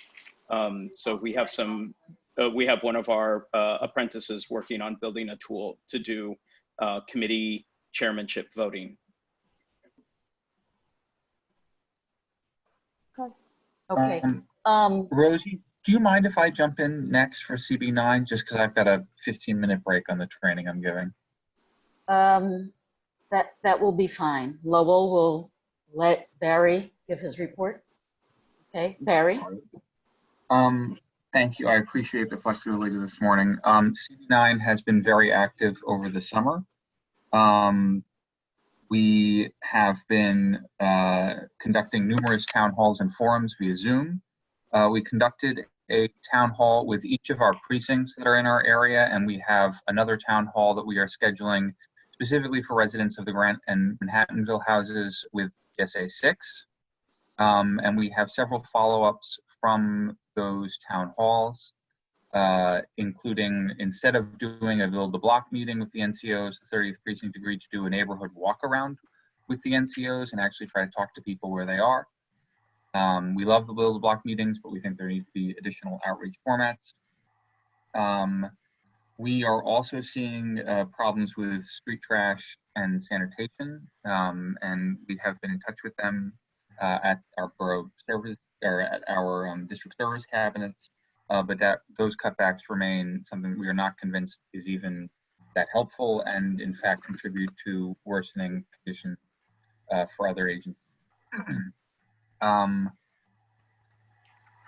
We continue to have meetings about certain sites within the proposed Morningside rezoning in an effort to secure commitments from developers or owners of those sites that they will be building affordable housing that is specifically targeted to the AMI income bands that are the real neighborhood AMI in CB9, and not just whatever strange number HUD has come up with for our AMI. And we believe we're making progress with those. Our Youth Education and Libraries Committee has been meeting with DOE about specific school facility conditions. So I guess DOE and the SCA, particularly at PS 125, the Ralph Bunchy campus, which had numerous issues with raccoons in its ceilings and broken fixtures and other things. And they continue to work with that and get some repairs there in the event that our schools, in the end do reopen. We have had, it feels like, a first round of that conversation already with Columbia and Barnard, who were reopening in person to actually a total of 4,000 undergraduates until Friday, at which point they decided, in fact, they were going all virtual and that they could not, in good conscience, reopen to residential students writ large. So there will be some students on campus who have certain conditions that have to be there, but they will not be reopening to large numbers of undergraduates on the residence halls. And this was a major victory for the community because there was extreme concern in Morningside Heights and in Harlem that the reopening, especially bringing in 3,200, 17 to 19-year-olds from places in the country where the outbreak is not contained, would pose a severe risk to community transmission in the neighborhood and to neighborhood folks who work as staff at Columbia. We are also seeing an increase in both homelessness and street public drug use. So we are organizing a call with local stakeholders in DHS to work out a strategy to deal with that. We do not necessarily want to have the NYPD involved in those efforts. We really think this is an effort that DHS should lead. And for public drug use, we are trying to come up with different models to addressing that, similar to one that's been much publicized in Eugene, Oregon, the Cahoot van, which is a mobile unit that connects people having either public drug use issues or emotional and mental health crises to resources without the intervention of police. We are also looking into asking DOT to remove reserved parking for local institutions while the pandemic is ongoing to alleviate some of the lost parking caused by our our open streets restaurants, which we support. We need our restaurants to survive this epidemic, but we are also, if there is a pandemic going on and there is no, in-person classes at Manhattan School of Music, they don't need their reserved parking spots in our book, at least for the duration of the pandemic. We are also dealing with the aftermath of the Fairway bankruptcy, which, contrary to all announced plans, did not involve the sale of the Harlem location of Fairway, but their parking lot has been bought by ShopRite Wakefern. And so there have been a number of security issues that the NYPD has raised with activities at that parking lot since the bankruptcy. And we are working with them to address those and even maybe turn it into affordable parking, given that it's a parking lot, attended parking, and relieve again some of that burden so that it's not just a locked, empty lot. We did have a town hall on our RKO Hamilton Theater redevelopment project. This is a project where we have been leading because it is a landmark site on the exterior that we wish, but we also wish to preserve the interior and create some art space. So we are looking at Symphony Space here as a model. We had a town hall with 2 developers with competing proposals, and we are following up with them and with the site owner. We also last night had an HDFC forum with the HDFC Coalition talking about steps forward. We were very happy that Councilmember Mark Levine passed an amendment to Local Law 64, removing HDFCs from those units required to list on HPD's housing portal, because it doesn't make sense for, an apartment owner to have to comply with that law and respond individually to 3,000 applications to purchase their apartment. And we are also hoping to make progress on re-envisioning what tax abatements look like for HDFC. And then finally, on kind of board internal business, we are not capable of participating in the voluntary layoffs program. We have a full-time district manager and 2 support staff, one of whom is not full-time. We are at a skeleton crew already, and we cannot afford to lose anyone in our office. So that is something that we are viewing with great concern. And we really hope that it is truly voluntary, because if it is, we are not participating. And then finally, we did take a tour of the currently gutted location for our new temporary offices, continuing our decades-long saga until we get permanent offices in the new Columbia Manhattanville campus. The temporary offices will again be inadequate. We will not really be able to host large meetings of any kind there, but we will be able to move all of our committee meetings at least into these new offices whenever in-person meetings resume. And we also opted to spend last year's discretionary budget that the council passed on hardware for video conferencing equipment, so that when the office is built out, that will be installed, and we will be able to continue allowing remote access to our meetings, at least even for the public, even if board members cannot continue to vote. So I will stop myself there. If there are any questions, I also support having DOE back, if that's still a question. Okay. Thank you. CB4, Lowell Kern. Thank you, Rosie. Yes, bring DOE back if that's, as Barry said, still a question. I think we all want them back. I want to thank the Borough President for her letter to Commissioner Shea about the attempted arrest of Derek Ingram on West 45th Street that you may have all heard about.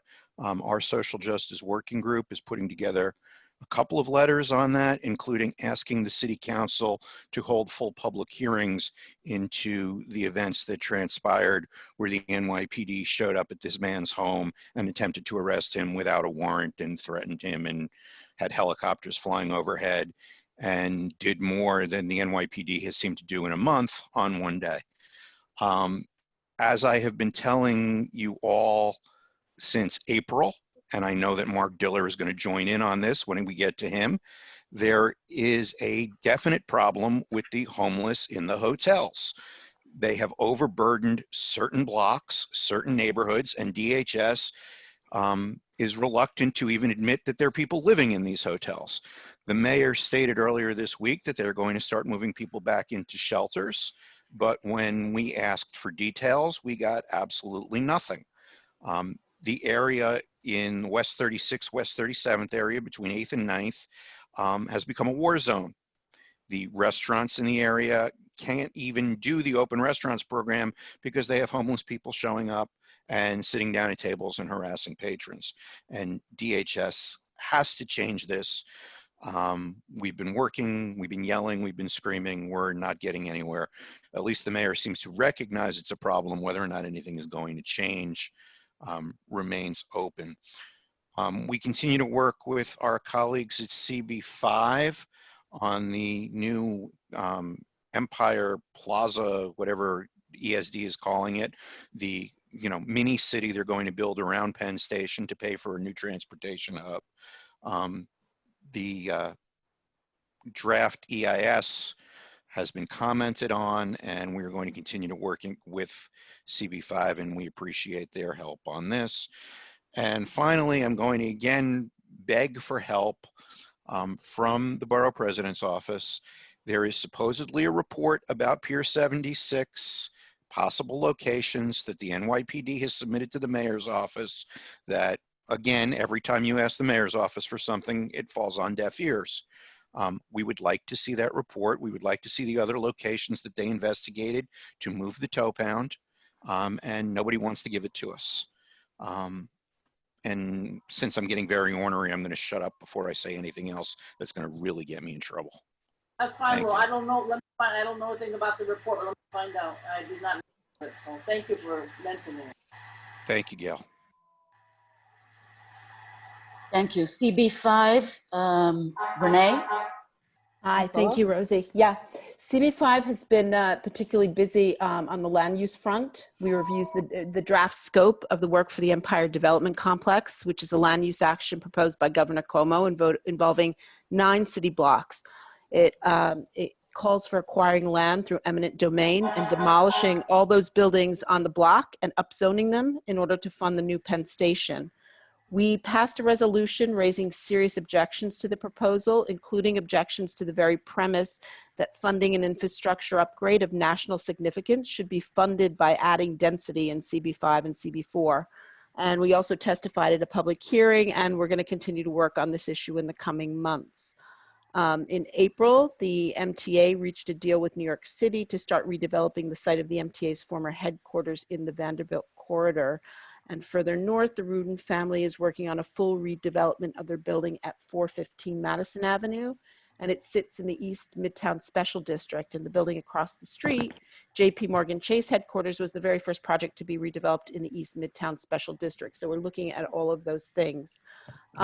As has been mentioned, one of our ongoing issues has been the complaints that we've received from residents and business owners regarding the people that have been housed in the local hotels in our district. And the behaviors that they're exhibiting on the street. We've been in contact and have written letters to DHS and other stakeholders, and we've asked our electeds to commit to some sort of daily coordination with City Hall and our electeds and our community boards to try and address the issue, because it doesn't seem to help to just put it all upon the providers. In terms of small business, we're really concerned and are looking at ways to support them. Specifically, our BEX committee is presenting at our next full board a reso in support of the bill for temporary suspension of the commercial rent tax. And we're looking at some other small business initiatives that are coming down the pipe. We too have had a lot of sanitation complaints, and we've had 2 schools apply for open streets and places for bicycle racks. And our transportation committee is looking at how those might work given the streets around those areas. And in terms of DOE, it would probably be great if they could come back before school starts, because there's a lot of questions. Thanks. My apologies, I'm unmuting. Thank you very much. Molly Hollister, Community Board 6. Hi, everybody. Yes, I would like DOE to come back. I think we have some issues, and we're trying to get the open streets. Working with DOT. Before I dive in, well, let me start there with schools. So we have working with PS 59. We're trying to get a street open there with DOT. So we're talking to them, and we're talking to, you know, the DOE as well. But we've brought up, and we're doing a resolution for all of our schools. We're talking to the schools and DOT. I think it's, you know, takes a lot of coordination there, but they need to do that sooner than later. And we're asking about parks. I think CB1 or someone mentioned parks. So we would like to have schools in the parks too. We have some parks that have a lot of space, but we're not really sure. We discussed it last night at exec if we should go to, I think we should go to the schools first and say, do you want to use the parks? And so anyway, we're working through that, but everyone needs to be coordinated on that. That's really important. So the homelessness and the hotels and the temporary housing, I put it in the chat, but I don't know, does everyone know the number of those temporary housings in their districts? We know we have 4. So I don't know if there's a list. I'm trying to get a list. We have the list. We're not supposed to have the list, but we have the list. Can you? Share it. Okay. Share it. I do believe that CB5 and CB4 have the majority. Someone had said it's 32 hotels in those. Maybe it's just in this central district around Penn Station, but they're, you know, it's all connected, right? So they trickle over to our area, and it's, if they're well run, they're working out really well for us. Again, we only have 3 coming online, is 4 at the Vanderbilt Y, which has about 56 people in there now. It'll total about 220. It's run by BRC. It's run like a safe haven. And we have one other safe haven here that's run very well by BRC. So I think that Project Renewal does have another location in our area.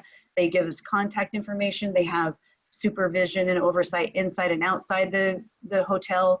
But we have 2 others run by DHS, and they're not, to be honest, we don't have as much complaints about one, but one, we do have a lot of complaints and we're working on it.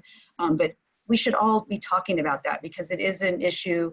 And we want to, thank you, Elida, for holding that meeting last night. She organized a chairs meeting to talk about social justice issues. And I think we came to like the idea of implicit bias and that training for our board members and that training for our communities. Because I think, again, like CB7, Mark knows all too well, you know, what's happening in his area is happening everywhere. People are up in arms. They want these people off their streets, but it's not really, you know, we need to be a community. Those people, we need to welcome them into our neighborhoods. We need to like take care of them if possible. I think that, you know, we have, there's systemic issues here, so we need systemic solutions, right? So we just want to work with all of you on that. And I think it's, you know, it's long-term, it's affordable housing. It's, you know, it's goes deep, right? Healthcare, education, we talked about it last night. So we'll continue those things. I'm working with all of you, but I would like to get it tracked down that number of where the shelters are and who runs them. I was going to mention, Gail, someone brought up last night, you had a forum, and I vaguely remember it was like Picture the Homeless. It was some kind of town hall or forum, maybe like 5 years ago. Yep. It was successful. So maybe, you know, there's some need for that kind of conversation. I mean, we would be glad to. In Board 4 and Board 5, in Board 4 and Board 7, that's all we do. So we can talk about it, you know, maybe with whatever boards want to. We have a CAB Lite, L-I-T-E, I guess I'd call it, Board 7. I know Board 4 is working on that, and I'll talk about it when I talk. Okay, thank you. Thank you for the ESCR CAG. So that's running at the second meeting, and we have issues with our waterfront. Of course, we have 0 open space in our, you know, very little open space in CB6. So our waterfront, we have some sinkholes. Again, working with CB8 on some sinkhole issues on the waterfront that's just not accessible. We barely have accessible waterfront anyway. So when there's sinkholes, it's a problem, and we're starting to experience that same issue. So coordinating with the electeds and CB8, the traffic conditions. So traffic, I didn't hear it from anyone else, but the traffic is coming back, you know, heavy and strong in CB6. Cars are speeding, cars are running red lights, the usual, but it's just coming back. I think if you look at the stats, it's already almost up to, you know, how it was before, almost, I'm saying. But so we just need to prioritize the bus lanes, prioritize pedestrians and bike lanes. We have a really dangerous situation that we're on. I hope it gets resolved quickly with DOT. a protected bike lane on 2nd Avenue where the Queens Midtown Tunnel, a lot of people are using that bike lane now, you know, triple, quadruple the amount that were before. And the cars are turning in, the cars are honking at them. You know, it's very dangerous. So we support congestion pricing. We'd like to see that move forward. Several people mentioned sanitation with open streets. Restaurants are awesome. We love them. We want to encourage more of that the sanitation is an issue. So I'll stop there. That's it. Thank you. Thank you, Molly. CB7, Mark Diller. Good morning and thank you. Some of my remarks have been anticipated by my colleagues. Obviously, the most pressing issue that is confronting CB7 right now is the introduction of the use of several of our hotels for the relief and protection of shelter clients who are in congregate settings and would be greatly exposed to COVID. Among the problems that we are encountering are the consequences of not being informed in advance of the use of the hotels. We were told in advance of one move-in, but they were all done deals by the time anybody mentioned them to us. And that basically prevented any possibility of introducing the concept to the community or planning collaboratively in advance. The Borough President has been particularly vocal and particularly helpful in identifying, among other things, the need for activities, productive, useful activities and training and ways in which to spend the day rather than simply warehousing vulnerable people, some of the most vulnerable in our system, in hotel rooms with virtually nothing to do. That has been coupled with some of the vulnerabilities that have not been well vetted. You've probably read about the sex offender debacle and the very lawyer-like answers that have been given to the questions as to whether or not folks belong in a particular kind of setting. This in turn has identified other problems. The recent budget and the police department response, which is to essentially eliminate its homeless outreach unit, leaves the service providers with a bigger task, and they don't have peace officers. The Borough President has again been very helpful in trying to call on DHS to use its peace officers to fill in gaps in patrols by private security. So far that has not materialized, but it is at least a positive way or a solution to be oriented toward trying to get some meaningful help on the street. There is something of a firestorm within our community about reactions to this. I'm pleased to say that it is across a spectrum, so that there are reactions from end this right now all the way to how can we be better neighbors and incorporate them into the community.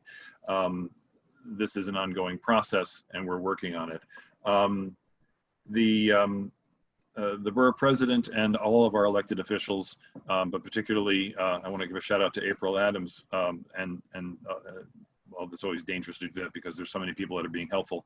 But the Borough President and staff have been particularly helpful with our other electeds in getting DHS to come to small group meetings. They will not form a community advisory board for a temporary use. And I understand that, but at least they are working with us and have agreed to come to a meeting, a community-wide meeting. This coming Monday is when it's scheduled for. And I think we've broken the internet because we have 650 or 700 people signed up to attend a meeting that can only accommodate 500. So I'll be meeting later. We're working on that. And Noel has been terrific in responding immediately to the questions that we posed to him, and we'll meet with him later today. We're grateful for all of that support as well. We're going to need every last bit of it. And obviously we can't have a town hall with 500 or 700 people speaking. So we'll do the best we can with questions submitted in advance and so forth. So long story short, this comes right at the intersection of the police department having lost some of its necessary funding to respond to this issue and having had their own reactions to that. We're grateful for our police department partners in some of this, although there are challenges to be there there for sure. Pivoting to two or three other quick issues. Our restaurants are straining to survive with outdoor dining.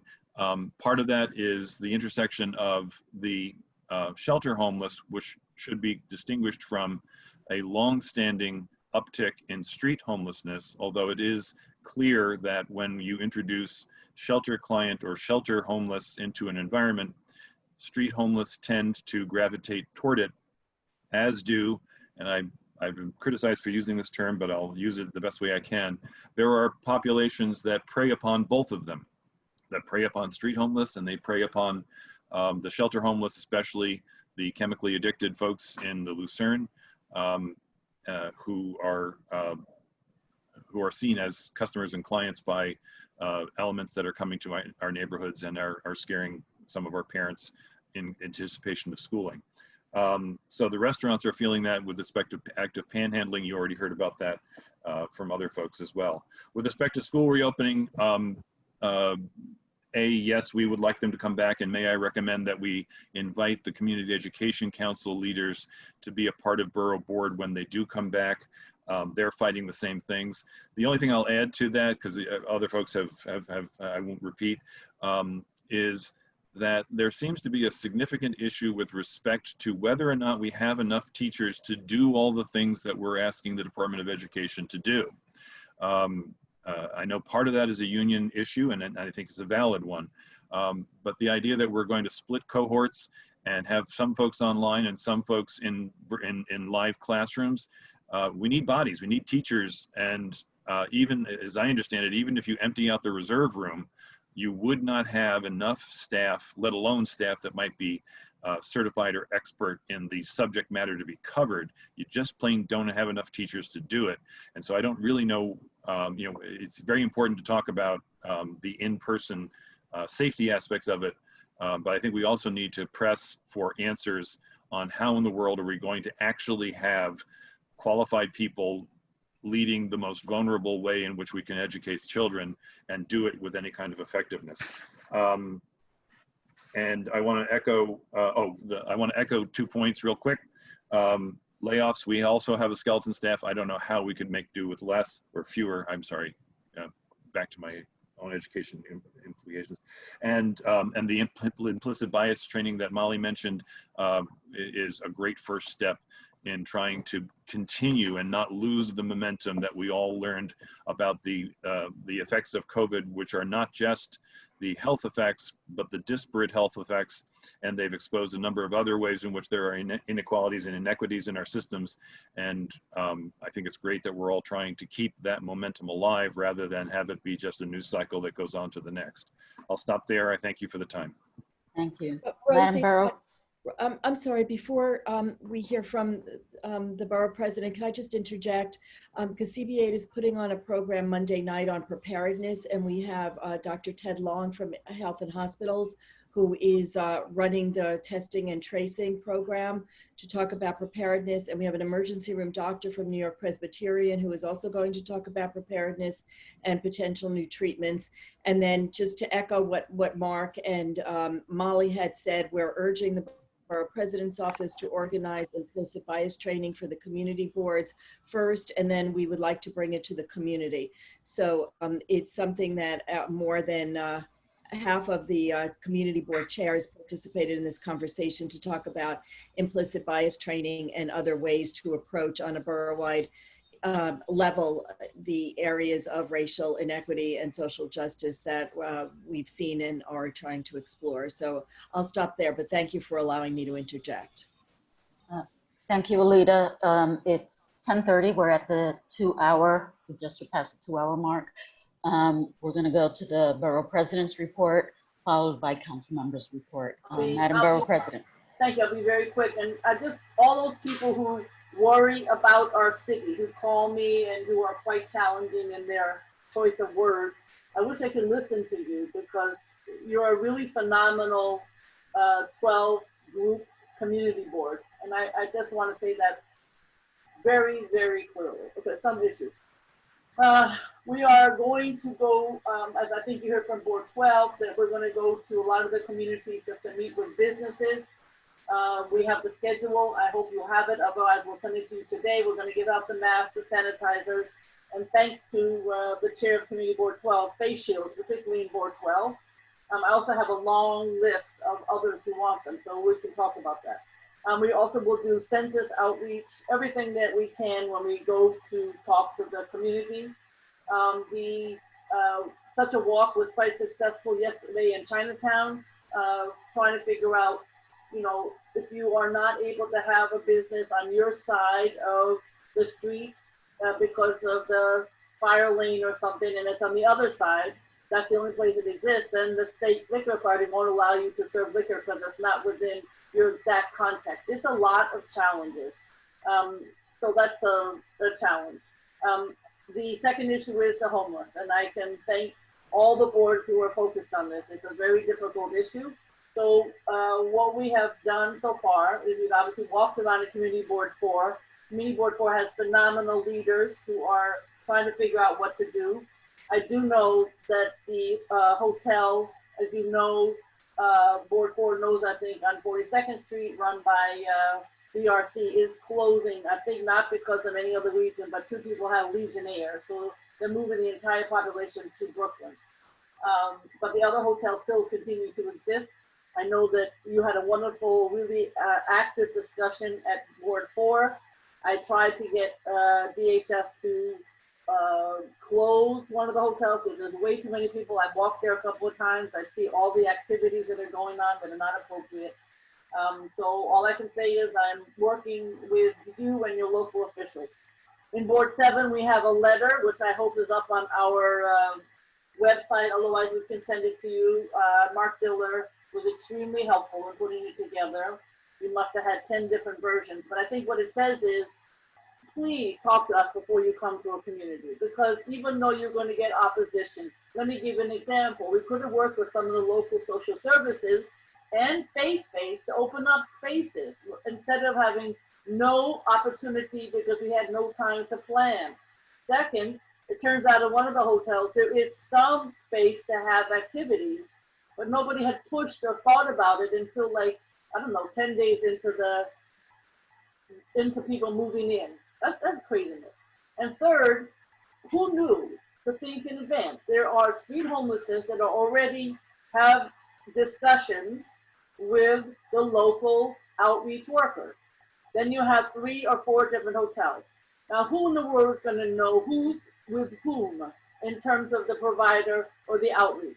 So we said to DHS, it's good to have security. We appreciate that. But much better, DHS, if we had thought in advance, to have extra outreach workers who know, who can speak to people who are related to the different hotels, or maybe they're just folks that they already have a relationship with, etc.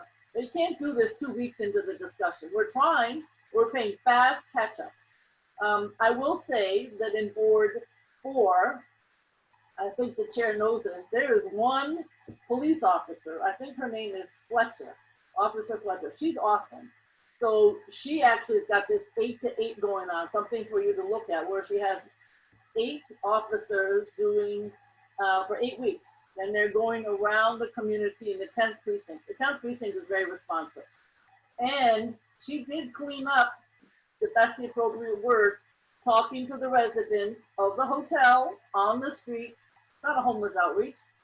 She's 6'3" and she's a professional basketball player. She's awesome.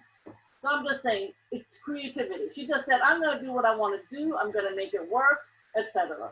So all of these agencies need to be A, working together, and B, think outside the box as she did. So I want to, without getting into all the specifics, we have a letter that I think is going to create, at least the DHS is coming to all the discussions. The responsiveness of the nonprofits is great, but the coordination, without us, there wouldn't be any. So let's leave it at that for now. It's really challenging.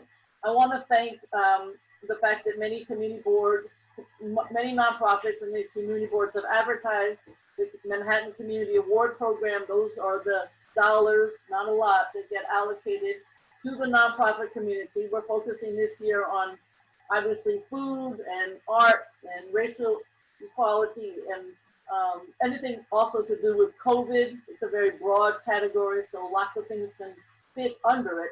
And they're due tomorrow, the applications, August 21 at 5 o'clock.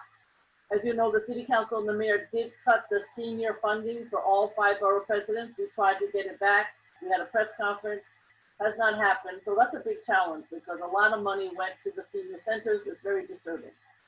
Next thing I want to talk about is just the amazing work that Alden Bonilla and Adele Bartlett did in terms of census.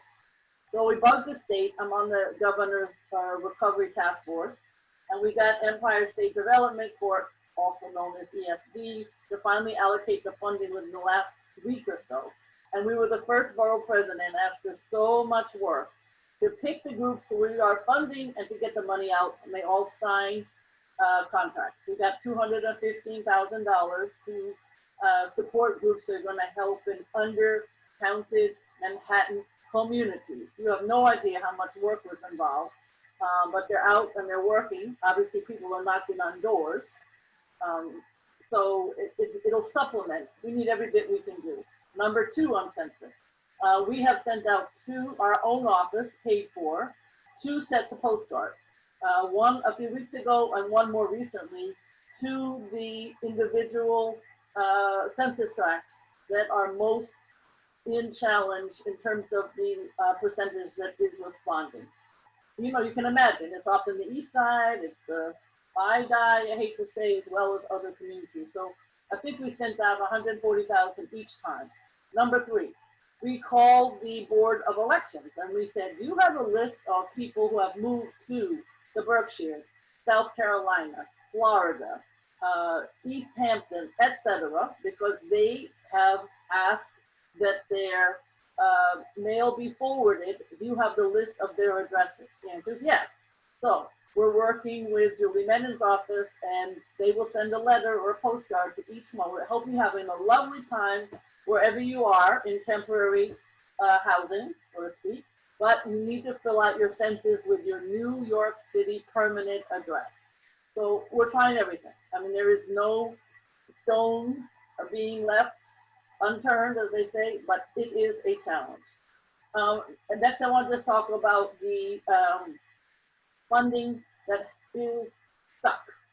Much thanks to Vanessa Diaz in our office, we have found out, no surprise to you, that the money that we allocated last year, not this year, but last year to the School Construction Authority so we could get technology to students has not been spent.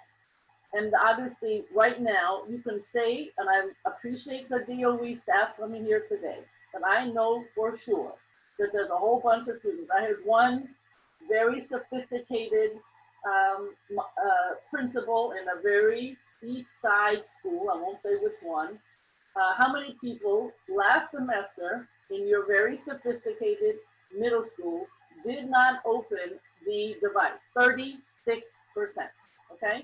So for telling me that everybody has a device, everybody's using it, that's not true.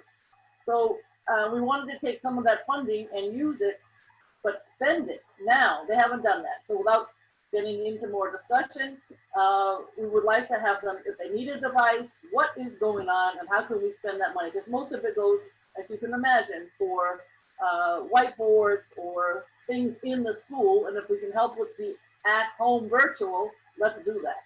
So we've been in touch with Superintendent Rosales, and her school, her staff is identifying schools where technology is needed. So we have to redirect the funds that have not been allocated. They've all been allocated by us, but not by School Construction Authority. To say it's frustrating is, leave it at that. The sanitation. So from the commissioner herself, 65% of the weekday service has been cut, 65%. And 100%, unless maybe council members individually pay for it, 100% of the litter baskets on the weekend have been cut. Now, how in the world are you going to have a clean Manhattan or anywhere if you have that kind of situation? And the other thing that I hadn't thought of, is that, and I love the outdoor restaurants, I go to them, etc.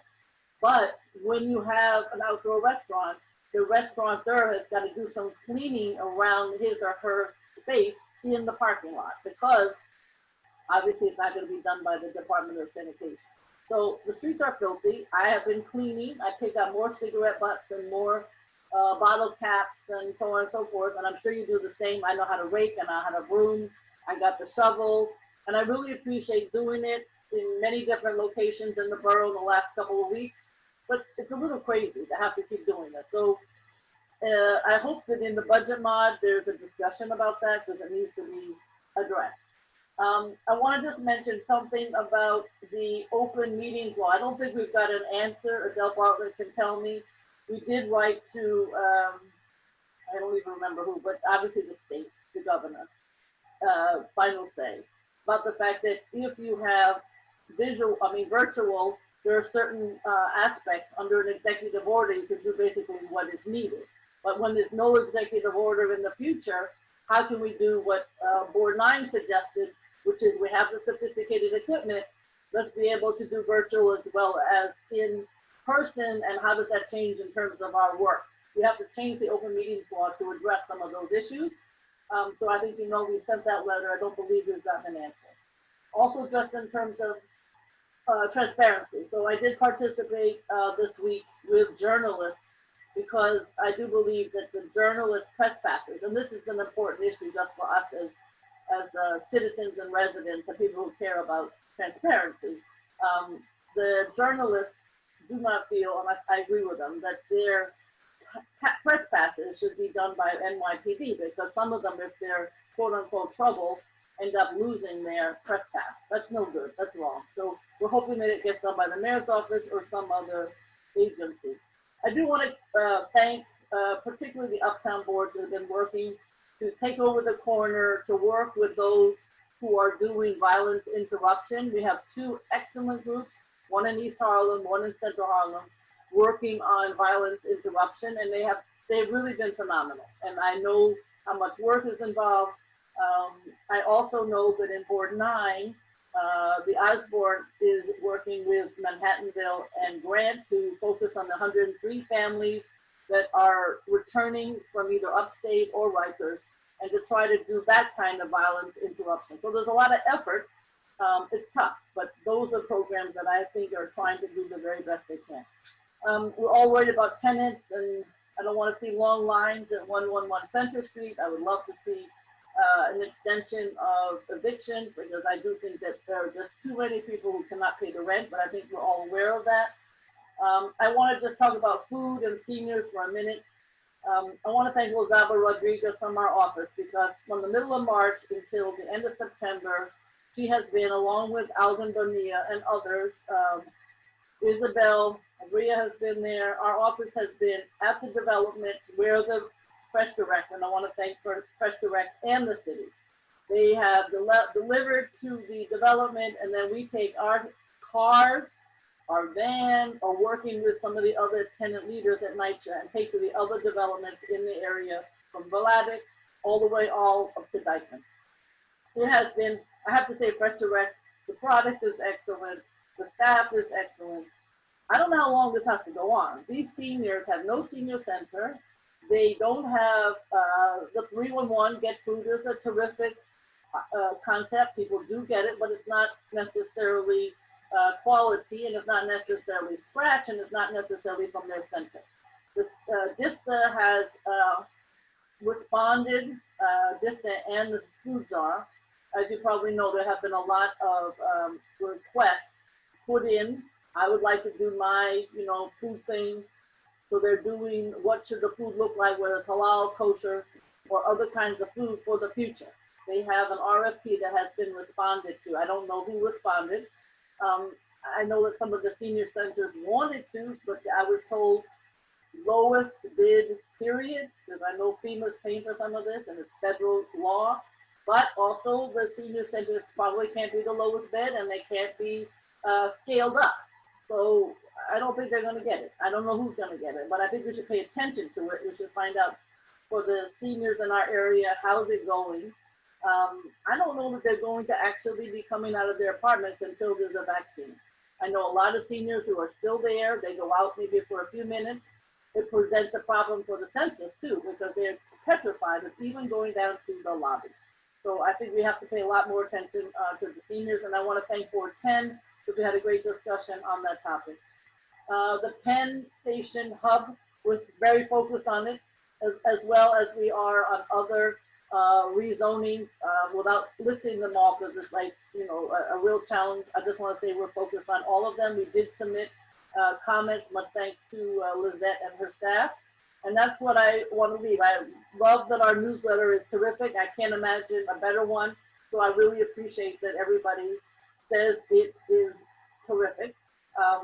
I want to know if anybody has folks who are going to the rally on the 28th in Washington, D.C., sponsored, I think, by Al Sharpton, the NAACP, because I think we had a bus, a small bus. I don't know if we should use it or not, because a lot of people are nervous about going, COVID related, to be honest with you. So thank you very much.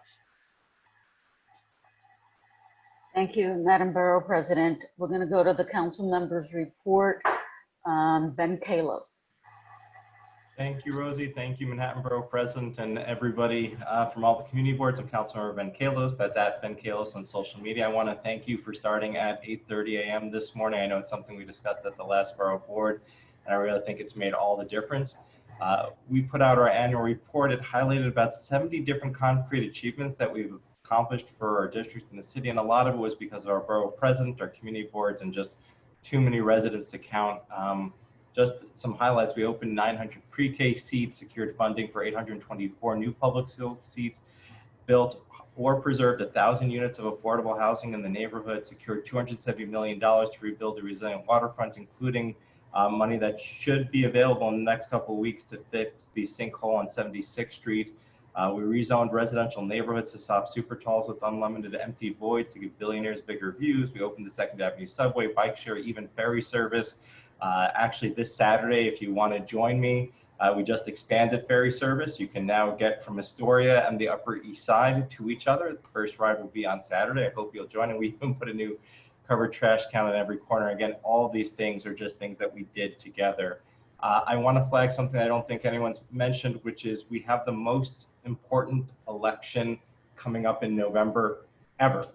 Now, I never thought an election would literally be a matter of life and death, but this one is, and we need community boards to focus on poll sites, early vote sites, and vote by mail. And along those lines, who pulls mailboxes off the streets so that they can win an election? So we do need your help to get them back. So please report any missing mailboxes to the Borough President's office. You can email policy@benkalos. But whether it's the census or the election, we need mailboxes, and those machines can help fix democracies. We've also heard, and I think this has been a topic, and I support bringing DOE back. We've heard from students, parents, teachers, principals, CECs, and pretty much everyone. I want to start with one key issue, which is that today our New York City schools are more segregated than they were during Brown Board versus the Board of Education. And that's largely because our communities are redlined and schools are organized around that geography. I joined Councilmember Robert Cornegy in asking the mayor and the DOE to desegregate education for students who will be learning fully remote. We can build online integrated classrooms around certain learning style, kids who want to do online learning with the teacher versus just get the homework assignments, enrichment, even offer a gifted and talented program to every child who qualifies or even just wants the opportunity, particularly in districts that don't have it. And so if you want to desegregate our schools and do so online for 400,000 students, which I think would be a great step, we would welcome a resolution and support. In terms of the remote learning locations that the Borough President was talking about, and as you may have read in the Daily News, in July, I asked DOE to provide remote learning locations using 26 schools that Archdiocese is closing, along with empty libraries, community centers, even empty storefronts. Soon after, the mayor announced he would do this for 100,000 students. We wrote a follow-up letter to demand he increase that number to at least 500,000, and I think we're still going to need more. And so I'm asking community boards to help identify sites that we can share with DOE and SCA. And so please let the Borough President and my office know at policy@benkalos.com if you've got those locations, because right now I don't even think we have the 100,000 slots, let alone the 500,000. We joined, when it talks about the health and safety of our schools, we joined CEC2, as well as families at PS 290 in my district, in a petition for nurses at their school and every school in Manhattan. Shortly after, the mayor announced that he would hire 400 contract nurses, but this doesn't seem like enough, and so we're hoping that the DOE will guarantee a full-time nurse for every school and keep them on even after the pandemic. And I'm sure Gail wants to chime in that we also need the social workers, so I agree with that too. I just haven't been pushing on that. That's where Gail's really been leading. And as we look at the reopening, I've really been standing with the United Federation of Teachers, the Council of School Supervisors, Administrators, as well as there's a group called Press NYC, which had members of every CEC involved, around 8 deal breakers for reopening schools. There was a PEP hearing last night and a lot of us showed up. And I just want to say I support a phased rollout along with just making sure that we're pushing the opening date from September 10th, because we're clearly not ready. And so I just want to transition over to just housing. And so you may have read in the newspaper that there's 5,000 empty condos and 60,000 vacant rentals, but no one has called me and said, congratulations, we're done with the affordable housing crisis, it's over. And so that continues to be a huge concern as people, 1 in 5 New Yorkers are unemployed. And so as you may have read in the New York Times, this summer we're going to see 2,500 affordable homes come back on the market, thanks to a law I authored with Manhattan Borough President Brewer, that will bring hundreds of thousands of units of existing affordable housing back for new applications that I think should open and increase the affordable housing in this city by as much as 50%. I want to just along those lines, I've heard a lot of folks talk about homelessness, and just want to share, and I think Molly's familiar with it too, as is Alita, on the Upper East Side, we are putting homeless in hotels, which is something that the mayor is going to start phasing out. But Borough President Brewer, myself, Senator Krueger, we founded the East Side Task Force for Homeless Outreach and Services. So we have not been getting notice when DHS is putting people into hotels in the neighborhood, but as soon as we do find out, we reach out to all the neighborhoods, we bring everyone to bear, and we make sure that there's this open line of communication, because as neighbors, sometimes we'll do things that upset each other, and we're able to work with the homeless service providers to make sure that the people get the services they need, like the Borough President mentioned, just even having facilities on site so folks have something to do during the day. So we haven't really been getting the same level of concern on the east side. We're happy to work with you on replicating it on the west side and anywhere else. I think what Barry was talking about is exactly what we did here, which is just bringing everyone to the same table so we can deal with the problems. Coronavirus is still here, and we need testing. I know there are elected officials out there saying that we said we shouldn't get tested, even saying it a couple of weeks ago, but we need to expand testing. I've been saying that from the beginning, and we are working on getting people tested. There are locations that don't have the long wait times. We worked with Borough President Brewer to set up a pop-up testing on Roosevelt Island, as well as in East Harlem in my district, serving the Islamic Cultural Center. So if you need pop-up testing or assistance getting access to testing that doesn't have the backlog, please just let us know. And in terms of contact tracing, we're seeing reporting of non-compliance with contact tracing, and we need the community boards to get out there, talk about it, bring the contact tracers in, let people get educated on why they need to comply. Along those same lines, we've given out thousands of masks, thousands of hand sanitizers. We even have these new reusable bottles for Cool It NYC if you need any. We're building tenants associations, building captains. We're just giving this stuff away. So please let us know at bkalos@benkalos. And in terms of 2 last pieces, the mayor cut the budget for graffiti in our city. There is no more graffiti cleanup funds in the city of New York. That being said, in my district, we've set aside discretionary funds to do graffiti cleanup. So if you're 6, 8, or 11, we have the funding, and to the extent we may have surplus funding because we've been keeping it clean and haven't been seeing it coming back. Anybody here, if you need help cleaning up graffiti, just let us know and we'll show up with FedCap, which are formerly homeless people, justice involved people who are going to get paid with your tax dollars to help us keep our city clean. And I think just last but not least, my district has some of the highest census response rates in the city. It's still not good enough. But that being said, my team and I are available to collaborate with anyone throughout the borough and the city to just help get the response rates up, and I'm happy and would just recommend every board do a census outreach event if you haven't already. Thank you, and I hope that we can partner on any number of these things. Thank you. Councilmember Levine, followed by Councilmember Idanis Rodriguez. Well, thank you so much, Rosie and Borough President. We're way over time, so I'll try and respect everyone's time, and I'll be brief. This was an excellent presentation by the DOE. It was not near enough. The chaos that looms would justify hours and hours of discussion. So I want to let folks know that next Wednesday at 5, we're leading a Zoom with other Uptown electeds where senior leadership from the DOE, the UFT, and also importantly, some prominent public health officials will be joining us to take your questions, the public's questions, on the reopening plan, which clearly at this point must be delayed. And I'll drop a link into the chat after I finish speaking for the Zoom for anyone who wants to join. In the next couple of weeks, my fellow committee chair, Mark Traeger, who chairs the Education Committee, we're going to be doing a joint hearing with the Health Committee and the City Council to really examine the health implications of this reopening plan. I can't give you a date yet. We're pushing to do this as soon as possible, but we certainly want all of you to be part of that hearing. And I'll let you know as soon as it's scheduled. Just to mention 2 concerns that are certainly keeping me up at night. The protocols for when we close a school. If there is an outbreak, to the extent to which there'll be disease detectives and contact tracers who are involved in making that call. We need answers on that, and we need to make sure it prioritizes the health of families, of students, and teachers.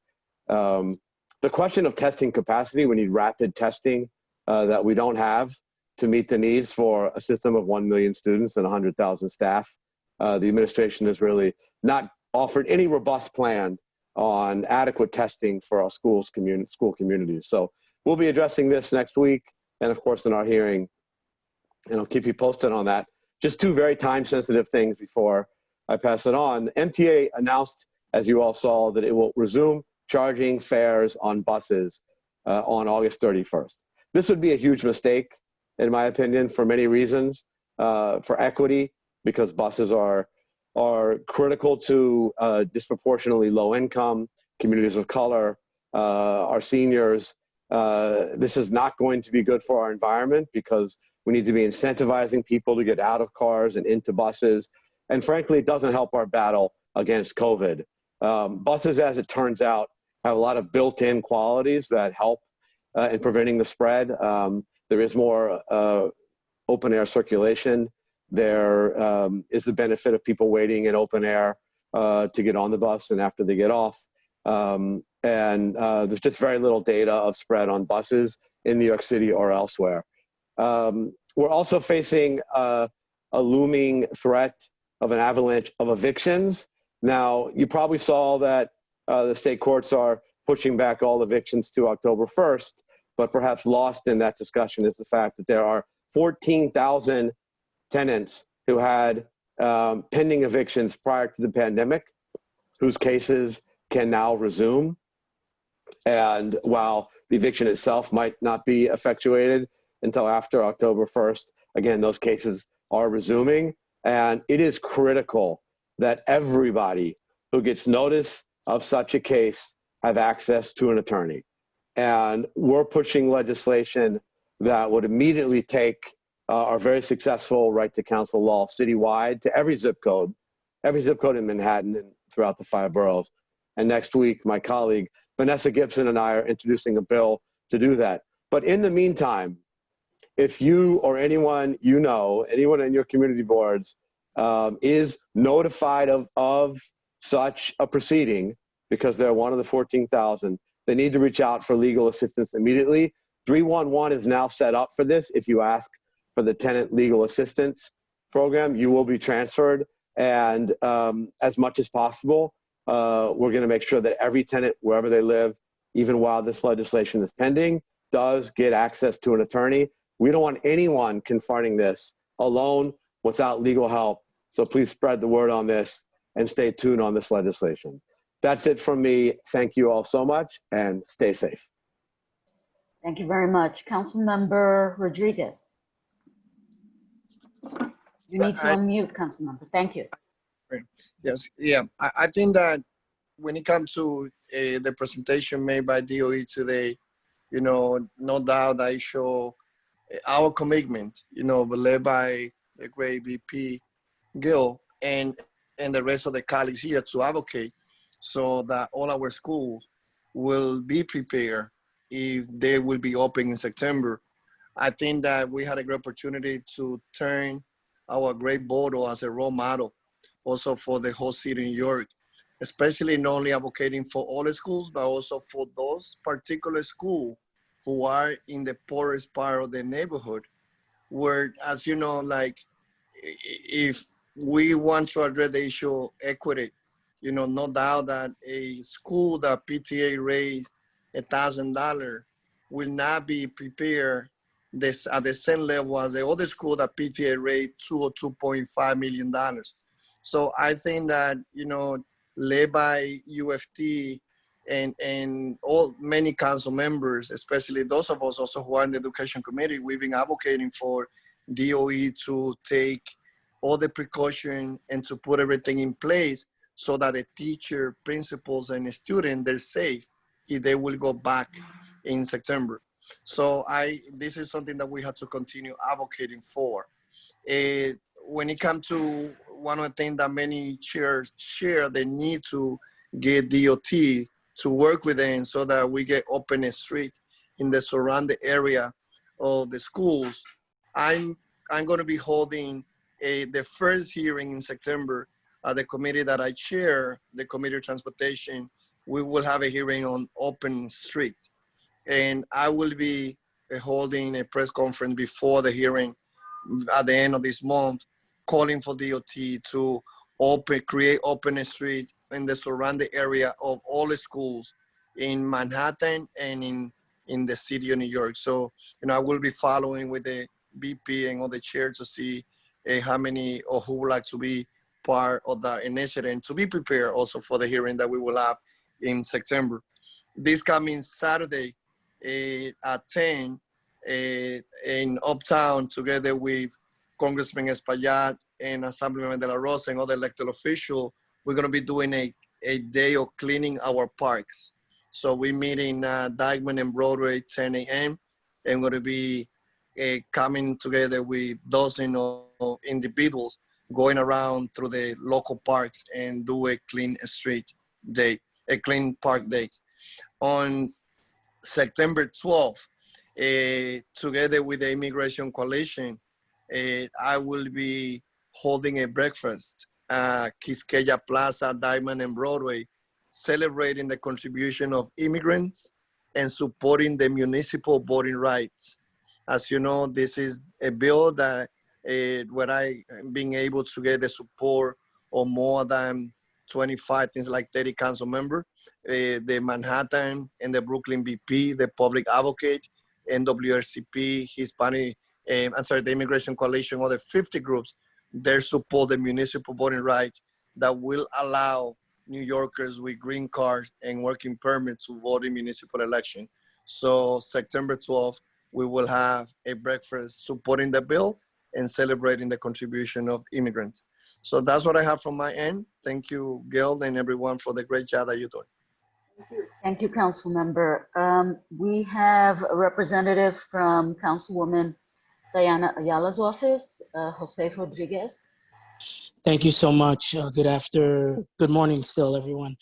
Just want to briefly announce that at the onset, unfortunately, with an uptick in violence during the summer, the council member spearheaded a meeting with several NYCHA resident leaders and other community stakeholders in East Harlem, and actually the borough president was in attendance. And the purpose of the meeting was to really try to strategize and see what we can do collectively to sort of engage our youth, especially our youth in our NYCHA developments, to cease these senseless acts of violence against one another. And unfortunately, due to the violence, several individuals, lives were taken. The council member and other elected officials, as well as the Manhattan Borough President who participated, we organized a peace march throughout East Harlem with Go So Save East Harlem, which was rather successful. In addition to that, at the end of that march, actually, Senator Brian Benjamin was in attendance, as well as the Manhattan Borough President.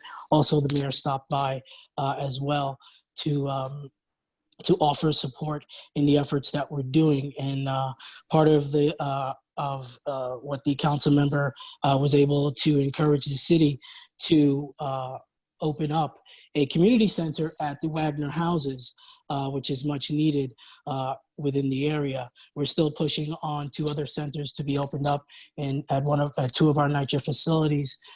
So we're still working on that, unfortunately. In addition to that, the council member regrouped the 125th Street Working Group, just because there's just been an increase in vagrancy, an increase in drug use, an increase in trash throughout the area, and just the overall quality of life is just taking a turn for the worse, unfortunately. And it seems that COVID and this pandemic has sort of exacerbated conditions.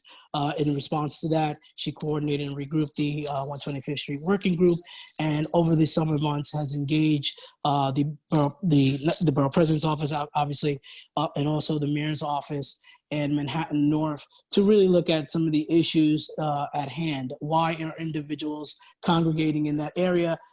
Let's deal with those drug issues. If there are issues dealing with homelessness and or individuals with emotional disabilities or emotional problems, to engage DSS and to engage those street teams. The city has announced also to address some of the sanitation issues.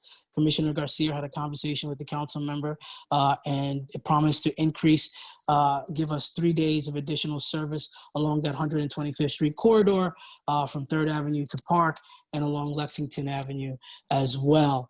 And in response to the trash and the sanitation issues, prior to that, the council member organized with Uptown Grand Central a cleanup of that corridor as well, and we will continue to do so until things start to change. We were rather successful, but unfortunately you clean one street and a minute later the trash is there, but we will continue to press on and definitely have a good partner in Manhattan, Uptown, Grand Central with that particular initiative. Also, the council member has been meeting with EDC to address some of the issues along La Marqueta. We've noticed somewhat of an encampment in that area and pressed upon EDC to do their due diligence and, clean up the area. And what we decided to do was to, again, coordinate a multi-agency initiative where EDC, DSNY, and DSS would go out weekly to address that issue along that corridor there on Park Avenue, on 116th and 115th Street on Park Avenue. And lastly, also want to indicate that working with the 23rd Precinct, we've also pressed upon forging, stronger ties to clean up the 110th Street corridor as well, with similar issues at 125th Street, and from Lexington all the way to about Madison or so. One last thing. Want to thank the Borough President's office and especially Deputy Borough President Matthew Washington for his efforts. The council member pressing upon EDC to release the community investment funds related to the old Pathmark site. And just recently we announced part of that community investment fund in issuing a grant to small businesses throughout the East Harlem community. I want to thank the Borough President for her leadership and assistance in that effort as well. And that concludes my announcement from Councilmember Diana Ayala. Thank you. I didn't recognize any other representatives from council members. So unless you speak now, I'm going to ask for a motion to end this meeting. Okay, motion. Someone? Moved. Seconded. Okay. All in favor? Aye. Aye. Aye. Anyone opposed? Many thanks. Thank you. Thank you, everyone. The motion passes. Stay safe, everyone. Thank you. Thank you. Enjoy your Bye-bye. summer. Bye-bye. Good summer. Stay safe. Bye. Bye.